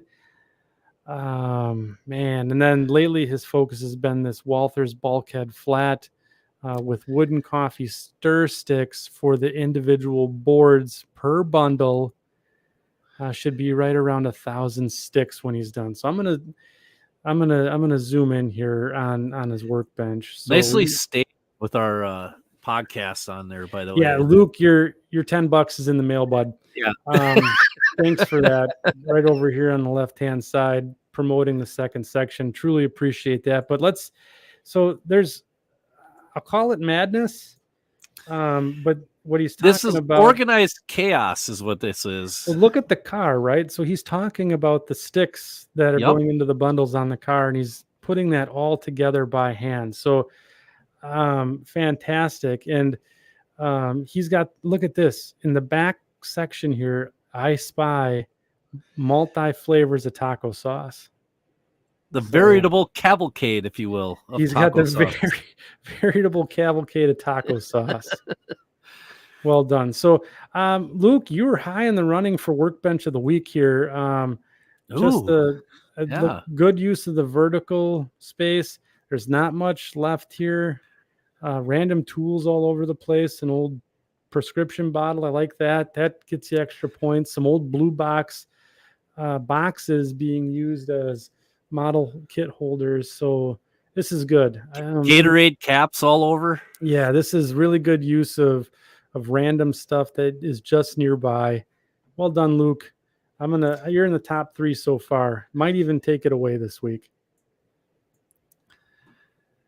Let's see. Got a few more comments out here. Greg Gay, Scratch built the quick stop from the movie Clerks, complete with roof hockey and Jay and Silent Bob. This is amazing. That's awesome. And he's got Better Call Saul in there. And so is he got RST video? Look at that. Oh my goodness. So, what was it? Randall and Dante were the 2 main characters in Clerks. And look at this, the detail where Dante had to essentially, because he couldn't get the roll-up window open. I assure we're open. Well done. And of course, the heroes of the story, Jay and Silent Bob. Well done, Greg. This is fantastic. That's great. Well done. Adam Bunkelman finishing up some X-Rock Island hoppers. Many different layers went into these cars. That's awesome weathering. Some really fantastic weathering. Adam is a fantastic modeler. Some of the stuff he's been posting online has just really been really, really good weathering and details. This is top drawer modeling. Well done, Adam. The workbench, though, that leaves a little something to be desired. We could get a few more cars in here, I think, and some more tools and stuff in the background. But it's a good start. Smoke box graphics there. It's nice. And then a small bit of graffiti added to the hoppers.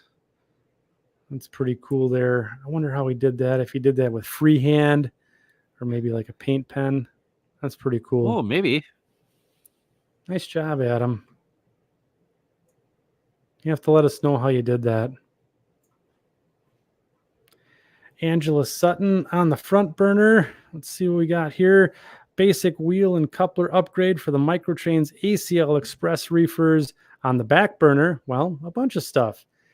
And this is a good workbench scene here. We got maximum usage of tools being spread out. I see some track work here. It's nice to see the car front and focus here in the middle. Some paint, and this is really good here. The Tower of King Edward cigar boxes. Is that what that is? That's what those are. They're cigar boxes. Oh my gosh! And it's not just one. No, it's many. It is many. I wonder if those were actually. Wonder if those actually held cigars and now they're still hold cigars, or I don't know, but that is an impressive tower. That is a good tower. It's always good to see your workbench when you have projects covering tools. That's always that's you kind of get points for that, if you ask me. Yeah, I think Angela puts this high in the running this week, right up there with Luke. Yep. This is well done. But yes, good to see. Thank you for posting. Oh boy, John Whithouse coming back here, working on the Alco S6U for the Cara Terminal Railway. This guy. Yes, this guy. He's a good. He's doing some really cool stuff with his freelance railroad. If you guys haven't followed him, be sure to check him out. Well done, John. I read a little bit of one of his posts on what he had to do with that so far, and it's just he's about this model. Yeah, about that one. Well, he had some post where about removing lighting, and I'm like, oh, dude. Yeah. So this is, I mean, it looks like there's some sort of scenic divider here, shielding us from the rest of the workbench. Yeah. So I'm gonna give him a demerit there for that, but you can see the details that he's starting to put on the locomotive. So -1 for the blocker, +5 for the locomotive. Well done, John. Okay, so Justin, let's take a look here. This is a good workbench. Workbench number that might even 1. beat out Luke's. So workbench number 1. So does that mean there's more workbenches? Now, what are more workbenches? Or workbench-I? Workbenchy? Workbenches. So if you have more than one bench and it's in this state of condition, that's like a 10x multiplier to the points. It could be. I mean, if you've maximized the space on one workbench and you have to go to another. Right. Yeah. I like the MKT unit with the C&W unit. That's always nice. Yeah, he's got a nice house. He's got a nice house project off to the left going on. Oh yeah. So let's finish the caption here. So mainly used to build smaller items, do electrical and decoder work, detail work on the rolling stock, and for some of the other cars that I also built. There are many layers of depth with these projects dating back 20 years somewhere in the abyss.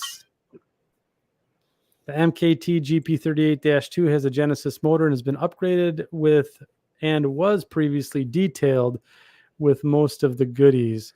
There are a few to add yet. Of course, after I decided to upgrade it, Athearn made the new one. Just my luck. So it goes back to what William Sampson says: if you want a manufacturer to come out with a model, just do it yourself.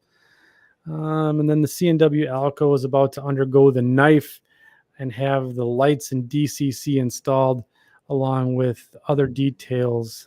Then both units will get weathered. The MKT unit will get Rail Pro. Ooh, Rail Pro. That's a cool operating or DCC or command system. Yeah, I used to have that. I liked it a lot. The only reason I got rid of it is because I wanted a proto throttle. Sure. That's the only reason. So this is the top 3 workbench. And just because of the nostalgia with some of the stuff going back 20 years, we're talking about multiple workbenches. Taco sauce right in the foreground. Yeah, that's the hot ticket right there. And it's just maximized works. I mean, everything's projects, tools, parts, spare parts if you need it. How about the two different eras of Solvaset bottles sitting right there? There's the newer Walters one, and then the original Solvaset off to the left. And some Floquil paints. And Floquil paint.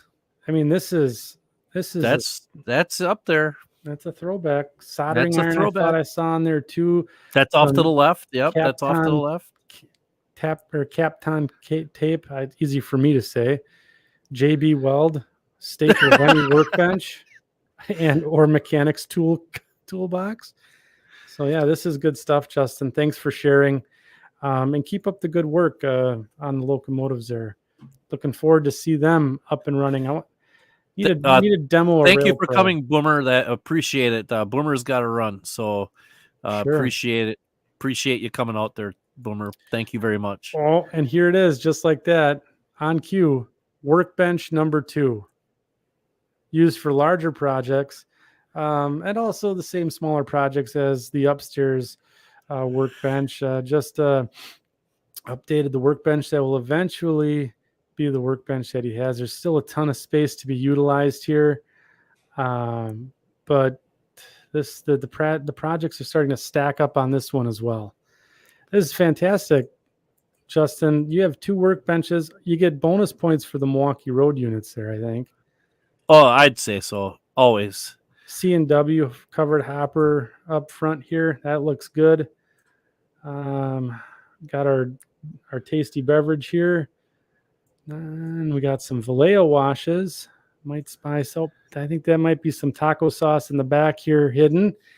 And then it looks like we're doing some some nice weathering on that ACF covered hopper. So nice posts, Justin. I don't know.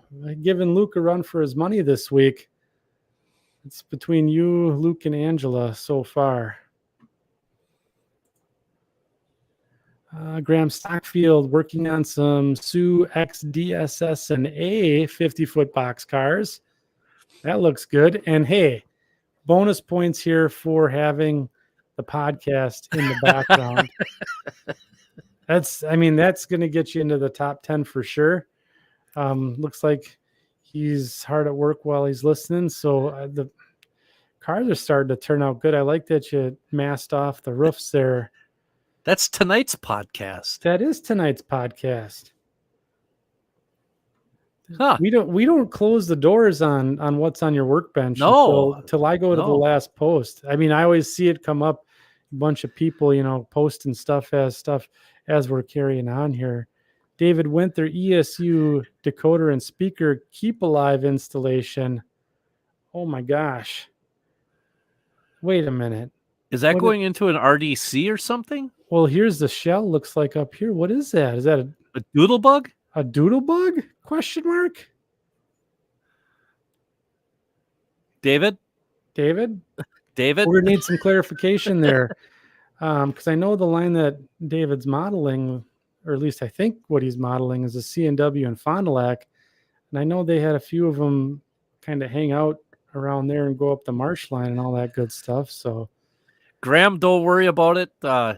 Now never clean your workbench. That's all I'm going to. He says that he didn't know we were going to compare workbenches. He wouldn't have cleaned it.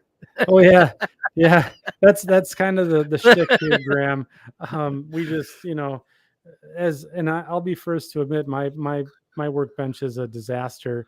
But it's just kind of the running gag of, let's see what's on everyone's workbench and then pick apart at it, but it's all in good fun, I hope. What railroad is that going to be, David? He does say it is going to be an electric motor car, he says.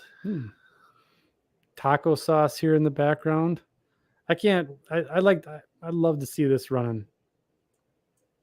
I would love to see that running. Let's see here. Raymond Stewart, reprogramming locomotives. That's a hell of a grade. Yeah, I don't know how he does that. Sorry. Must be doing on the space station tonight. But that's to run at 14 to 16 scale miles per hour on his shelf layout. So that's always tricky getting the speed matching to work. So good luck. David says that that motor car is going to be Chicago Northwestern, and he says Marshfield to Fond du Lac used one of those. Hey, how about that? Go figure, right? Yeah. I know that line. You do. I do.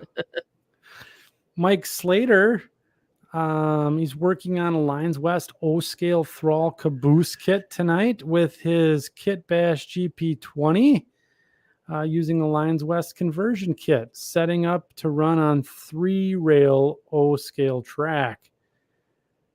Very nice, wow. Mike. That's a cool combo. I always like those Thrall cabooses. And then the GP20s, I mean, you have the model, Mike, that you built. Yep. And it's just a cool locomotive with the air intake on it and all that stuff. Oh, yeah. That was at the Paducah? Is that a Horst? That's a Hearst, yeah. Hearst, it's the Hearst one. Yep. Yeah. Cool. Well done, Mike. Looks like the layout's starting to come along too. You'll have to give us an update on that. Paul Kassar. I will be decaling 4 boxcars similar to this one. The Riverbelt line. That's his home road. Nice job, Paul, on the weathering here. I like the logo. I think that's really cool. I like that too. I like that a lot, actually. If you ever get a sticker of that done, let me know. I'd love to have one. Yep, same here. Put that on my coffee cup. That would look good. Well done, Paul. I was just telling Joy that I need to find a sticker to put on my Yeti. Yeah. Robert Wolkowski, Central and Eastern. Been working on 2 hoppers lately for my fictional road. This is the first of 2. And is that N scale? N scale. Yeah. We're getting a lot of participation from the N scalers tonight. We should do a show on N scale. I think that's a great idea. I think that is a great idea.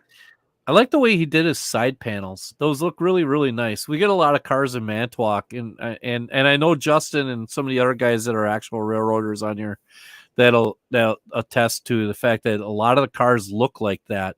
Yep. And it's a very, very cool look. I kind of like it. With the shading, like the rush shading here on each of the panels. And it looks like he's got kind of a scratch or a scuff in there as well. Yeah. Nicely detailed scene. Robert, this is well done.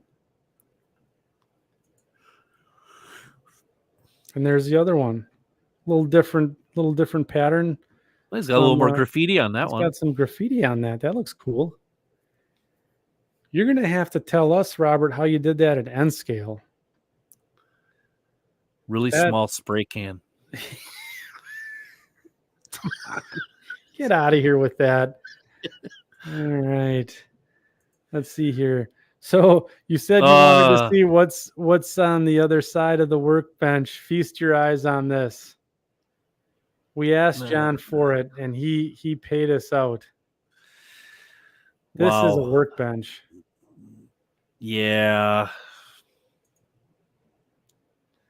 That's well done, John. I think that's going to take the taco. We'll have to. You're now in first place for workbench of the week. Yeah, sorry, Justin. Sorry, Luke, but this one's going to put us up there. Yeah, the workbench of the week. This was tough. I'm still torn.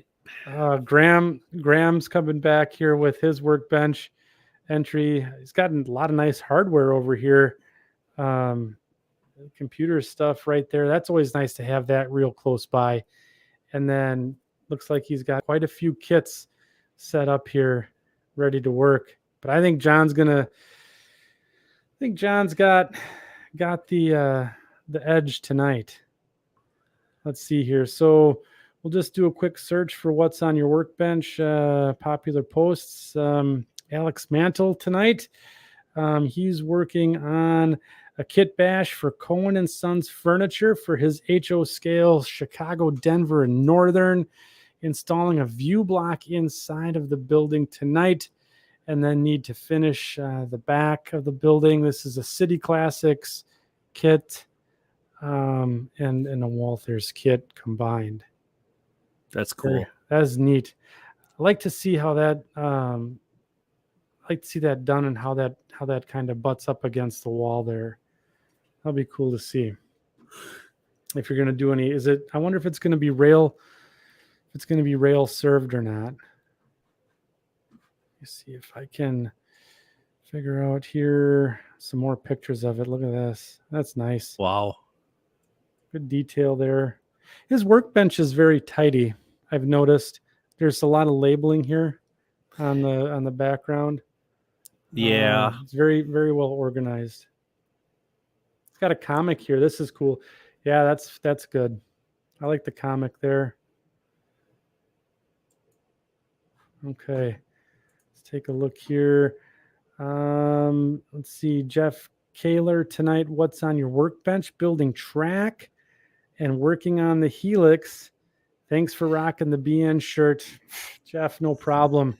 He's got one of those 1, 2, 3 blocks sitting right there too. Yeah, 1, 2, 3 blocks here. I see even like woodworkers now are using it. Friends don't let friends build Helixes, Jeff. So we might have to have an intervention for you at some point. But yeah, this is well done. Nice job. This has got to take a lot of patience to get that. And then back to where we started tonight. Well, we got a couple more entries. Timmy Elam Chapam. What's on your workbench? That's that 7-story parking lot that he was working on. And it's in his hand. Oh my goodness. Yeah, isn't that cool? That looks really neat. He's got cars in there. Yeah, he's got cars in it. What? Well done. And then there it is lit up with the lights and fiber optic cable. That's really cool. That's awesome. I really like that. Let's see if there's any other ones here. Oh, and here's Clem Harris coming back. Stuff that's been on his workbench and is now being enjoyed. I like that. It's fun. It's fun to when you get them off the workbench and you get to actually see them in action. So very cool, Clem. Oh, some really good graffiti on these cars as they roll by. If you guys aren't members of the Second Section Podcast Facebook page yet, you should be, because you could go over there and see Clem's video and his really good modeling of this double stack train that he's got going through here. Plus, you can show us what's on your workbench next time we have a show. So that's a little plug there for the Facebook group. It's a private group, no admission to entry. Just knock on the door and we'll let you in. David Karkoski, what's on your workbench? This is cool. So he's finished his bridge last weekend. He's had the kit for 10 plus years. Finally got around to building it. It's beautiful. That's a beautiful amazing model. It's an HO scale 86-foot Howe truss bridge. This is fantastic. Goes to show you, even the kits that have been hanging out for a while, once they get done, something else, huh? Yep. Yeah, right.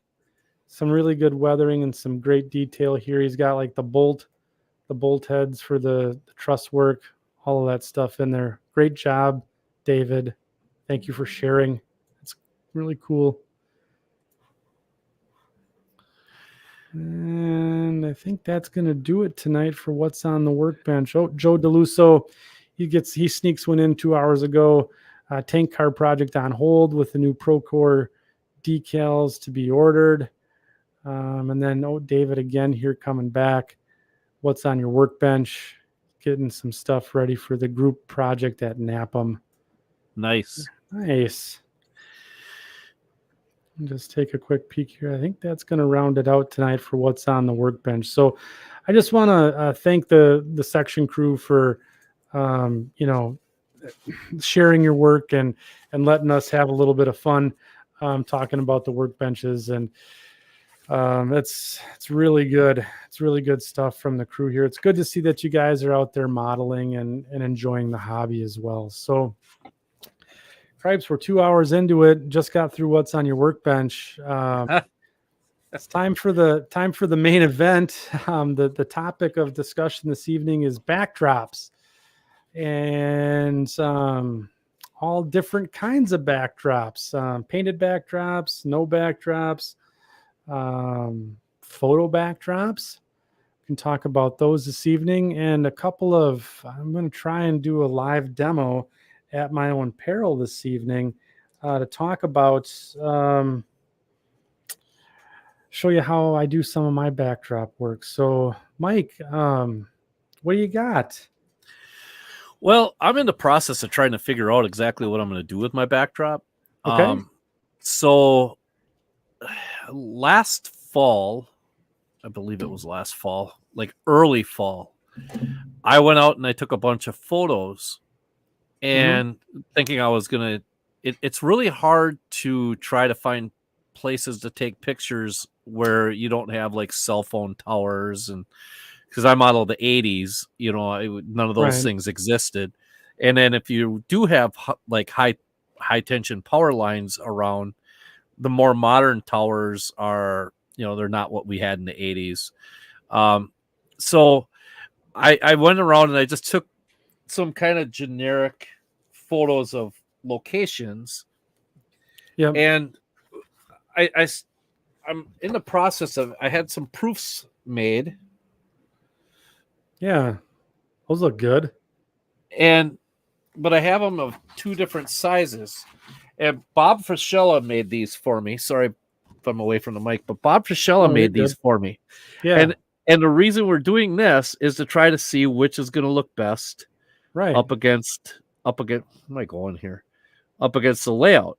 You got which perspective. You're doing good. So these aren't the finished quality. These are just proofs, trying to get, proof of concept type stuff. Sure. And it's some of these, like this one right here, there's actually like 8 or 10 photographs that will all tie together into. Okay. I was going to ask that. Yeah. So this might be just how to set the road. How deep do you want the road to go? So, there's 2 or 3 different sizes of this, showing different perspectives, same photograph, just different how close to the trees you are. So let me get this straight. So you're doing some test fitting of some backdrops on your scene before you commit to essentially putting together a stitched together backdrop and going about it that way. So that's interesting. I've never heard of people just, playing around with stuff to get an idea before you go blasting a photo backdrop up there. Well, my scenes are so shallow, right? Yep. Yeah, so my layout's so shallow. So you want the perspective of like for instance, these photos. Yeah. So we have 3. I'm going to try to do this. Let's see how bad my production can be here when I do this. We have 3 different, all the same photo, just different depths of I want to go this way with it, right? Yeah. So different depths, right? Yep. Well, I've already come up with the fact that the soybean field needs to go away. It's going to be too close. The scene will be too close. Yep. So there's no way, because you're going to get, like, if I take this and put this directly on it. Yeah. The scene is actually coming at a 90 degree to the table. The horizon is actually at the tree line right here. See? Sure. So this would all be at a horizontal to this photo. So you're going to go straight and up with a field. And it's just, gaining the right perspective of the photograph is what I'm having done, and I'm working with Bob on helping do that because he's got a lot of photo backdrops on his layout. Sure. So eventually I'll end up having some printed up and I'll go with that. And then my plan is good old fashioned. I wish I would have had my thing. I'm actually using. Don't we all wish you would have had our thing? Right. Yeah. I'm actually using track clear little track, and I'm going to slide the hardboard into it, and then have the backdrop is going to be just clipped in place at the top, so that way I don't permanently mount it to the wall because my walls are finished. Sure. That way when I'm done, I can actually take my scenes and I can change scene. I could change the time of the year if I wanted to. I could change all sorts of stuff with the backdrop just by sliding the backdrop in and out of this track. So you're going to have basically like a channel of sorts, right? On the bottom or on the base of your layout, and then on where your valance would be, and essentially you're just sliding in cards of pre-manufactured backdrops. That's kind of my thought at this point, and I'm testing the theory behind it. Sure. And I'm not going to have a 2-foot high backdrop either. My backdrop is only going to be maybe 18 inches high. Sure. Okay. Oh, it's a shallow. I have a shallow layout. I don't need 4 feet worth of sky. Right. I just don't. But as a matter of fact, I'm going to spin it over to you. Okay. I'm going to go get a piece of that channel, and I'll be right back. All right. Cool. So I got to talk about just so we make our backdrops out of this is 1/8 inch masonite, right? And you can see all the stuff behind me here. My backdrops is all 1/8 inch masonite, and I want to talk about basically how do you do the joints between each of the pieces that you put up. So first I guess rule of thumb when I'm putting up my hardboard here on the layout is I never have a join in the corners. So you can see back here, there's never a join in the corners. I plan my pieces out because all of that pressure, is going to get you to essentially have a seam that's going to kind of bend, and you'll have a crack. Even if you're an expert, drywall mudder extraordinaire, you're still going to get a hairline crack in your backdrop just because of that pressure of having that joint on the apex. And then typically I do not use a butt joint.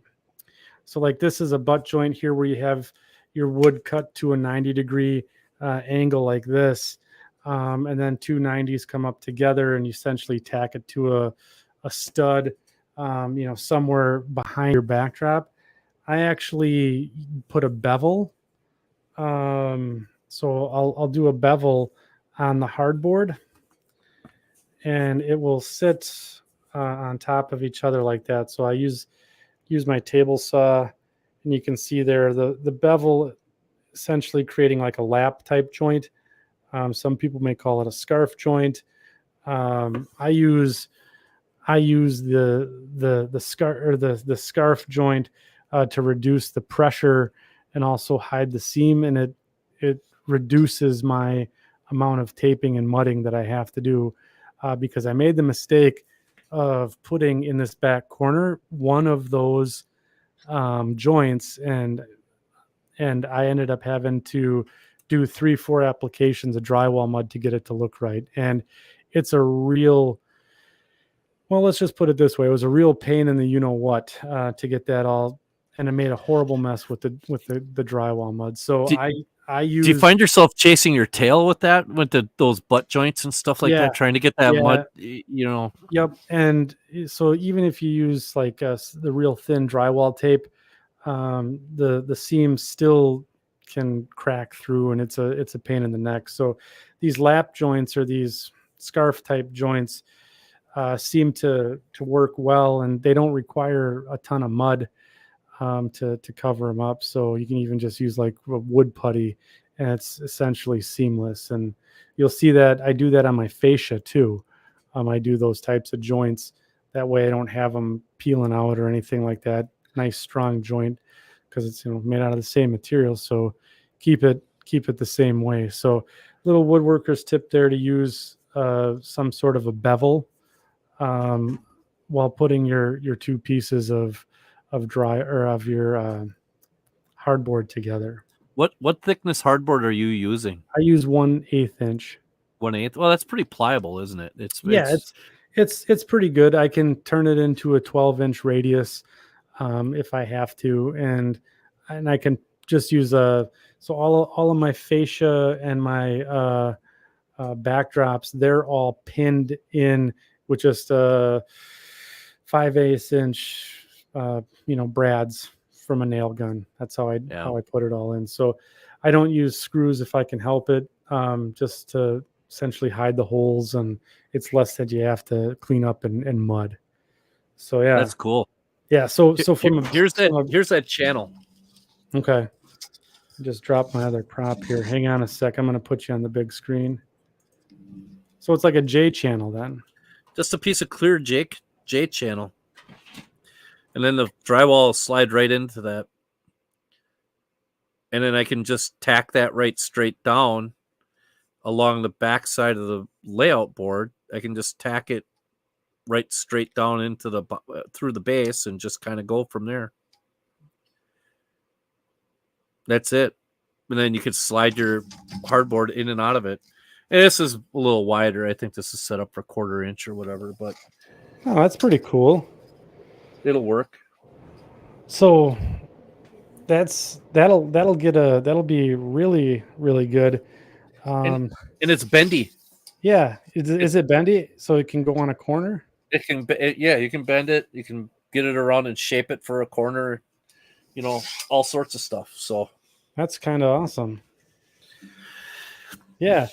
So you'll have to keep us updated on how that works out. I'm really, really interested to see where that's going to go. Hey, guess what? So am I. I'll be very interested to see whether or not I can pull it off. Because I'm almost at the point where I'm starting to figure out my first scene, and I'm getting a little nervous about the scenery stuff. I'm getting a little nervous on it, but sure, I think I'll be all right. But well, I mean, if you go slow and take your time, it'll be just fine. Yeah. So I actually so if you guys have comments, questions in the chat on some of the stuff that we're covering with backdrops, feel free to rocket them out there. We're going to try something a little different tonight on the second section. We're going to do a little bit of a live demo. Oh boy. And I think this is going to backfire tremendously, but so here we are. This is the podcast station here. So a lot of people just don't want to do any type of photo backdrops. They want to paint their own. That's okay. And here's a technique that I do for sky. And I actually do it with my as the background for all of my backdrops, even if I use photo backdrops.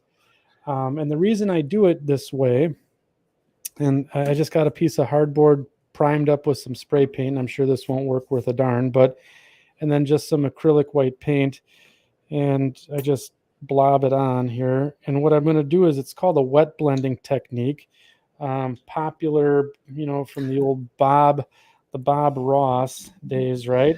So you get a paintbrush and you go and you smooth that out over your canvas here, right? And you're working with it while it's wet.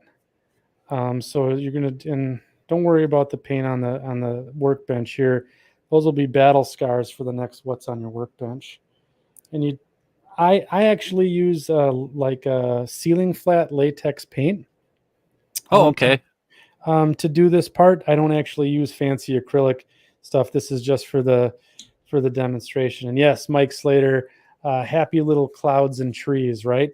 So I'm going to do this upside down to you guys, but it's right side up to me. So while it's still wet, I'm actually just going to blob some pretty dark blue on there, and that might be too much, but we'll see how this works. So I got the wet paintbrush, a blob of blue paint, and then you just work it in, right? And you can see how it's starting to lighten up already. Now, do you have to draw that in a certain direction, or do you just... Yep. So I'm going to go top to bottom, right? And I mean, like, not top to bottom, but I mean, like, do you have to have it, like, does the flow of the paint have the direction of the paint that the paint is going have to look a certain way? I don't understand what you're asking me there, Mike. Like, if you have brush marks on it, should your brush marks be in a certain direction, or... I try to. So actually, what I'm doing is I'm crisscrossing here, right? So they'll basically at a 45-degree angle, and if that's one of the reasons why I do it that way, it can kind of emulate streaks in the sky, right? But basically, what I'm doing is I have the darker blue up top, and then when you get to the bottom here, or in your guys' case, the top, it's lighter, right? So again, I think I put too much blue on here, but ultimately what's going on is if you look at the sky, you're going to have, and I'll flip this around, and I could even just add a little bit more blue paint to make it stand out a little more.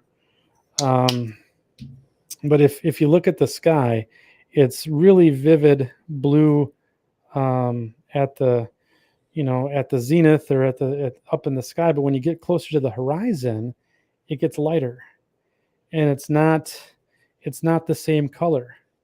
So your sky on your backdrop shouldn't be the same color either. That's cool. So I do this, and I play with it, quite a bit, just to get it the way it's supposed to look. But if you take a look at it now, you can see that, well, I can see it. Maybe the lighting's bad, but up here on the top, it's darker blue, and you got the lighter blue on the bottom here. So you can kind of see the difference there, the contrast. And yeah, it's a Bob Ross technique, but it's something that you can certainly apply to model railroading. So just something that, when you're painting a backdrop, don't be afraid. Just get right after it. And if you screw it up, throw some white primer over it and go ahead and do it again. So then, is there a certain, I suppose, time of day really matters too with how dark you allow that to be, right? Yeah, so you can get kind of crazy with the different. So like actually, if you give me just a hot minute here to wash my hands. Nope, you got to touch everything with that blue paint fingers. Oh man, I got this is almost as bad as greasy meat hands, right? Blue paint fingers. Yeah, I mean that's what greasy meat hands look like under the black light. Here. So let's bring up the camera here. So I'll just do a little demonstration, right? So if you look at the backdrop behind me here, I actually used a real light blue, and then did that crisscross folding technique in with the and I used ceiling flat white in there, and the light blue, I forget what the name of it was, but it was a pretty pale blue. You don't want you don't want to use a royal blue, right, to start with, like I did in the demonstration here, because it can be really, really powerful. But ultimately, what you can do is get that so that you can, a lighter blue that so it fades, it mixes in well with the white. And then as you get towards the horizon here, you can see how I even have white, down here, and that's all going to be covered up with trees and stuff. But different photos and stuff like that. So just a little trick So that way you don't have this monotone sky, because sky isn't monotone if you're looking at it. So just next time you're outside taking a walk, just take a look at the sky, and you'll see how it, from way up top, it's bright blue. And then as you get closer to the horizon, it's actually almost white. Second Section Podcast is not responsible for any telephone poles, trees, shrubs, or any other inanimate objects you run into while you're looking at the sky while walking. Also, the Second Section Podcast is not responsible for any eye damage caused for staring at the sun. Yeah, just happen to think that. Yeah, but no, that's a really cool way of doing it. I mean, I've seen guys, like in the past, I've made backdrops where I've just rolled on like an eggshell blue or which is actually a little bit got a little green in it. But I mean, sure. Or like real, people, do like how did you, like, if you were to do a 4-foot section, you wouldn't do the whole thing at one time, would Sure, you? Yeah. Would you? So basically how I do the backdrops here is, so like I actually did set aside some time, and I did the whole basically 12-foot, 13-foot run all at once. And I work about 3 to 4 feet at a time. And what I do is I take a roller, and I roll out that white underneath. And then right next to me in a paint can is just blue. And I take a 2-inch brush, just like Bob Ross, right? Yep. For painting the house, 2 or 3-inch brush. And I'll take the brush, put it up at the top, and then I just work my way down, making those X's. And I didn't get it the first time I did it. I'm going to be honest. It took me probably 2 or 3 tries to really dial it in. And I practiced on little pieces of hardboard that I had laying around. Yeah. And, so that's basically how it works out. So, yeah. So that's one of the things about painting sky. That's the way I do it. And, you guys can take a look at the backdrops behind me, and you can kind of see the variation in the sky, and looks as real as I think it can get. Yeah, one of these times we're gonna have to do a show on like backdrop special effects and stuff like that, because I've seen some stuff where guys have had like thunderstorms with really cool lightning in it, or any other kind of special effects that they tend to put on there. Because for me, I think that I think the time of year makes a big difference, and like some of those special effects you can actually like incorporate into them.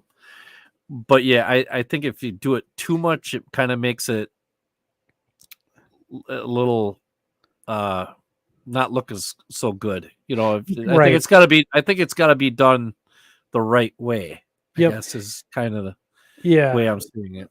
So one of the other things to think about too is, with backdrops, the further you are away, the less saturated your tree line, your mountains, whatever should be. It should almost look gray type of white. And as you come closer to the foreground is where you add the color.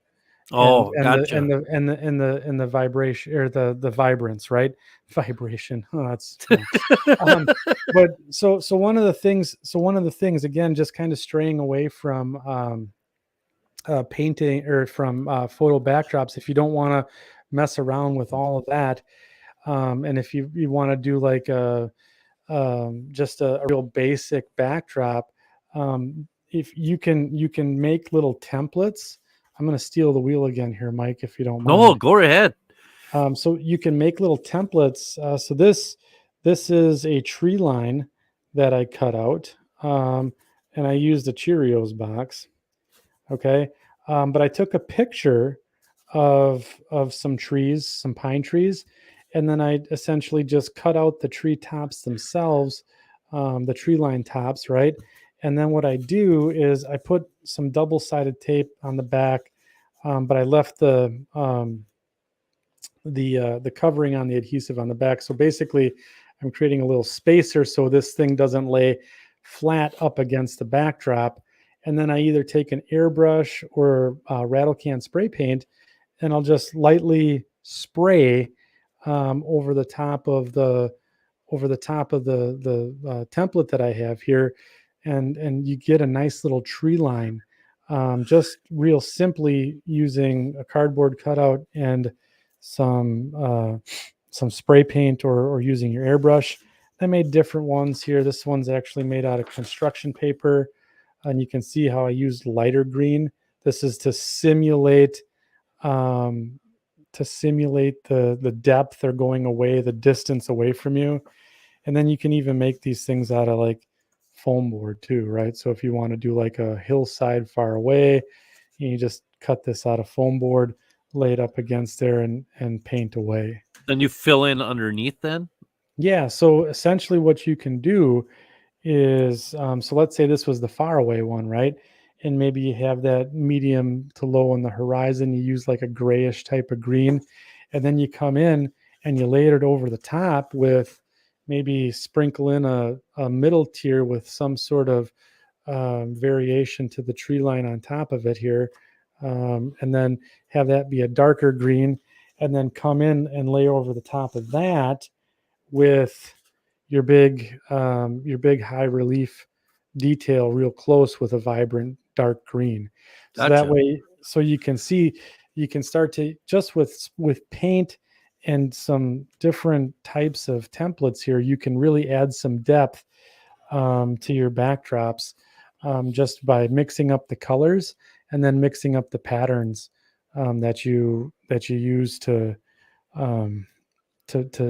paint on your backdrop. So, I mean, you can freehand it if you want. That's no big deal. I will say that if you're using spray paints or if you're using an airbrush, make sure you're masking everything off that you don't want to get backdrop paint on. Ask me how I know. But yeah, it's a technique. If you don't want to do photo backdrops, you can make a beautiful backdrop, with just some simple techniques, some spray paint and a couple of the Bob Ross stuff. Even if you are doing photo backdrops, mm-hmm. It's because a lot of times you're going to end up cutting that. Like for myself personally, I plan on cutting out the sky out of mine and having right. So I mean, that technique of doing the sky, I'm going to have to try that, because that sounds like a really, really, really cool way of doing it. That not only that, but it's sounds kind of fun actually. Yeah, and it's a nice way to pass an hour. You can put on your favorite podcast, listen to some tunes, have a beer. It's not so detailed where you have to, really, really be pining over the top of it. So yeah. Yeah, I see what you did there too. Pining over it. I get it. I'm full of all sorts of witty puns this evening. Nice. So yeah, I haven't gotten to the point where I'm yet worried about depth of color or things of that nature yet, but I'm getting very, very close. And like this, I was just looking at this photo here. Share the screen here. This photo here actually kind of shows what you're talking about. It's like it's darker. It's darker at the top. Yep. Yeah, the sky is darker on the top, and the closer to the tree line you get, the lighter it gets. Right. Right. And I can't remember what time of day. I think I might have taken this at like 1:00 in the afternoon.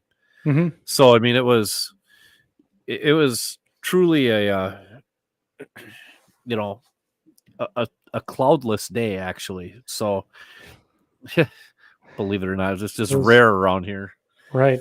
And I think the one thing I will say about photo backdrops, and the mistake that I made, which was one of the reasons why I tore mine out and decided to redo it, was my backdrop when I had it printed out was way too bright and it was way too vibrant. It almost stole the show over the trains and the foreground scenery. So that's another thing, that if you're going to do your own custom backdrop, make sure that you desaturate your backdrop a little bit to pull that vibrance out of it. Otherwise, it's just going to be, because right now I have it bits and pieces of my old backdrop set up across the room, and it's all I can see. It's like the lady wearing the really bright pink rimmed glasses.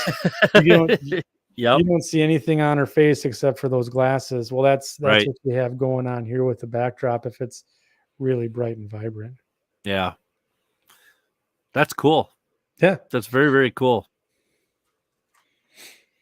So I guess I'll kick it off to the folks in the chat. So let us know what you thought about live demonstration in the podcast, if that's something you want to see more of.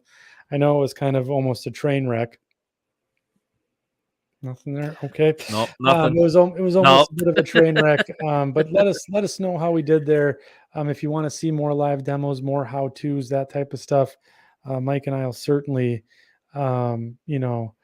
entertain that. Or if there's, maybe do like a special guest modeler and some of their tips too, almost like a little mini clinic of sorts. So if that's something you guys want to see on the podcast, let us know in the chat, or if you have any other questions. I know we're running almost 2.5 hours here, so I do want to get you guys the opportunity to ask questions if you have them. Mike, did you have anything else you wanted to bring up about backdrops tonight? Nope, not about backdrops, but well, I guess maybe I do. Don't be afraid to explore different options, I guess would be my way. There's a lot of companies out there that actually make those roll-up backdrops. Yes. And and sometimes that's, maybe picking up one or two of those might be a good way to get started in it, and then working your way towards doing the painting your own and trying different things, because at least that way you have something up. And there's nothing wrong with having solid blue all the way across either. There's nothing wrong with that. We've all started that way, and some people just stay that way. It's nothing wrong with it. So a couple of companies that come to mind, again, hashtag not sponsored, but trainjunkies.com. They do model railroad backdrops, and they do a pretty nice job. Their backdrops are not too in your face. Let me, if you don't mind, I'll just share the screen here so the folks can see. Let's see some of the resources that are out there for them. Didn't Faller do something at one point? Maybe. And again, this is just a quick Google search, right? So I'm not, there's no wizardry going on here. But I know that a couple of our friends have used trainjunkies.com. They got some nice stuff out there. They got some really big, huge scenes. And then you can see some of the customers and their photos. And look, I mean, you can see this is a really nice scene that they have out there, ties beautifully in with the model railroads. So but there, that right there illustrates what you're talking about too. Darker blue on the top, the closer to the horizon you get, the lighter it gets. Right, and you can see how it's not, how it actually, really nicely blends in with the scene. It's not too much saturation or in the backdrop, so it's not the first thing you see. The first thing you see is the railroads. So yep. Another railroadbackdrops.com. They're out there. Joey Ricard from tracksideScenery.com. He does some nice stuff, and he's got a good YouTube channel about backdrops, and some of the scenery that he does is top rate. So again, hashtag not sponsored. None of these folks are paying us to say anything about them, but Joey's got an energetic YouTube channel, shares a lot of good tips. He also puts together some nice backdrops that are used on quite a few YouTube model railroaders layouts. Like I think Josh Clark, NS Modeler 24, I think uses his stuff. So he's got some good stuff there.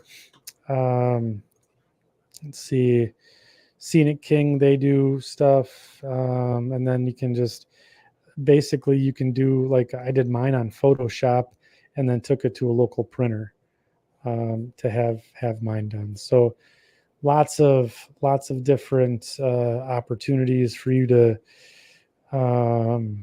get your backdrops if you're just wanting to try some stuff out. It's a fairly low investment, maybe $100, maybe $120.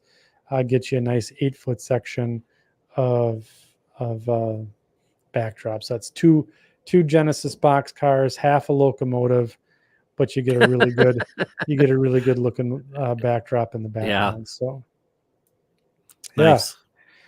Okay, sports fans. So if anyone else has any questions, quick rocket them out into the chat. I do want to talk about our next show.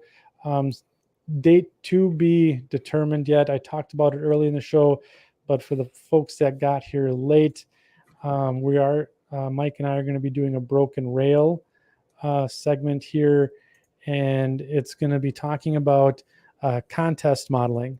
So this is based off of the July issue of Railroad Model Craftsman, where Jason Schron does a column in there called Diverging Points, and he talks about the impact of contest modeling on the hobby, and he has an interesting take on what his thoughts are. So if anyone from the section crew wants to participate in that podcast, please reach out to Mike or myself, and we'll get you on the show. We're going to have a nice discussion about contest modeling. Is it good? Is it bad for the hobby? Who really wins? So look forward to chatting with folks about that. So I think that's going to be it for us this evening. Mike? Whoa. You still there? Yeah, I'm right here. Sorry. Okay. Final thoughts, I suppose. Hey. Yeah. Hey.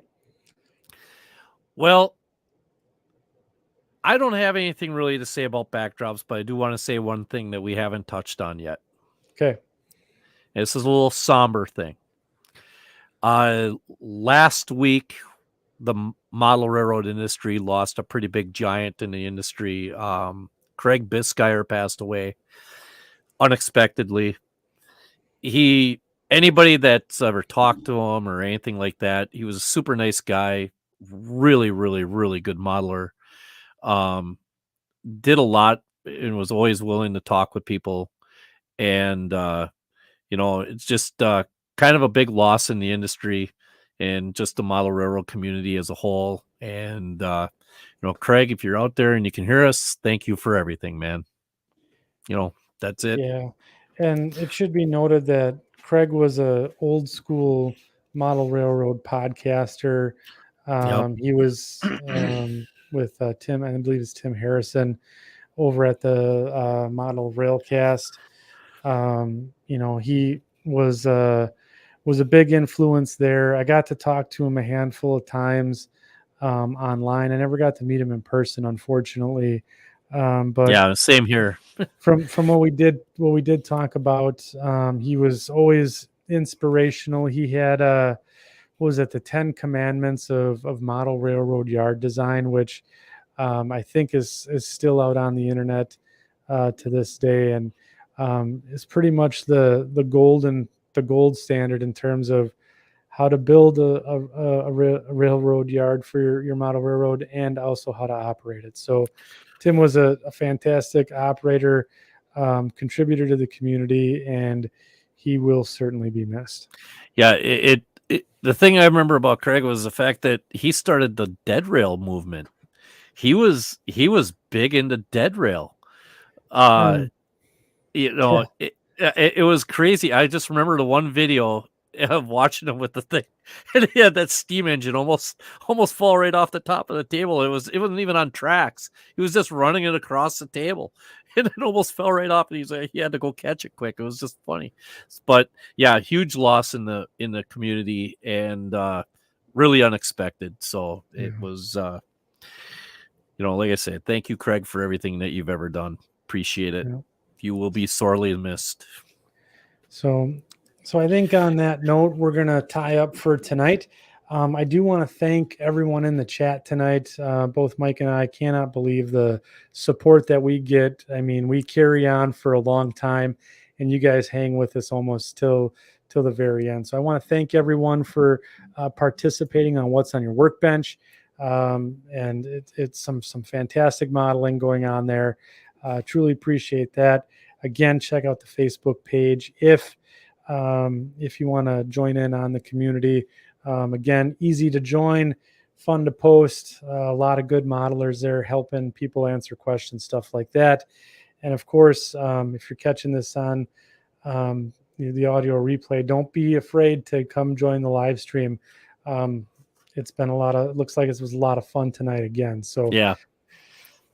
So thank you guys. Let us know how we're doing. Give us a like out there, and a share. Tell your friends about us. We love doing this. And if you have any ideas for us that you want to see, just let us know. That's it. Y'all That's all I got. Good night. We'll talk to you guys later. See you next show. Bye, night, everybody. guys.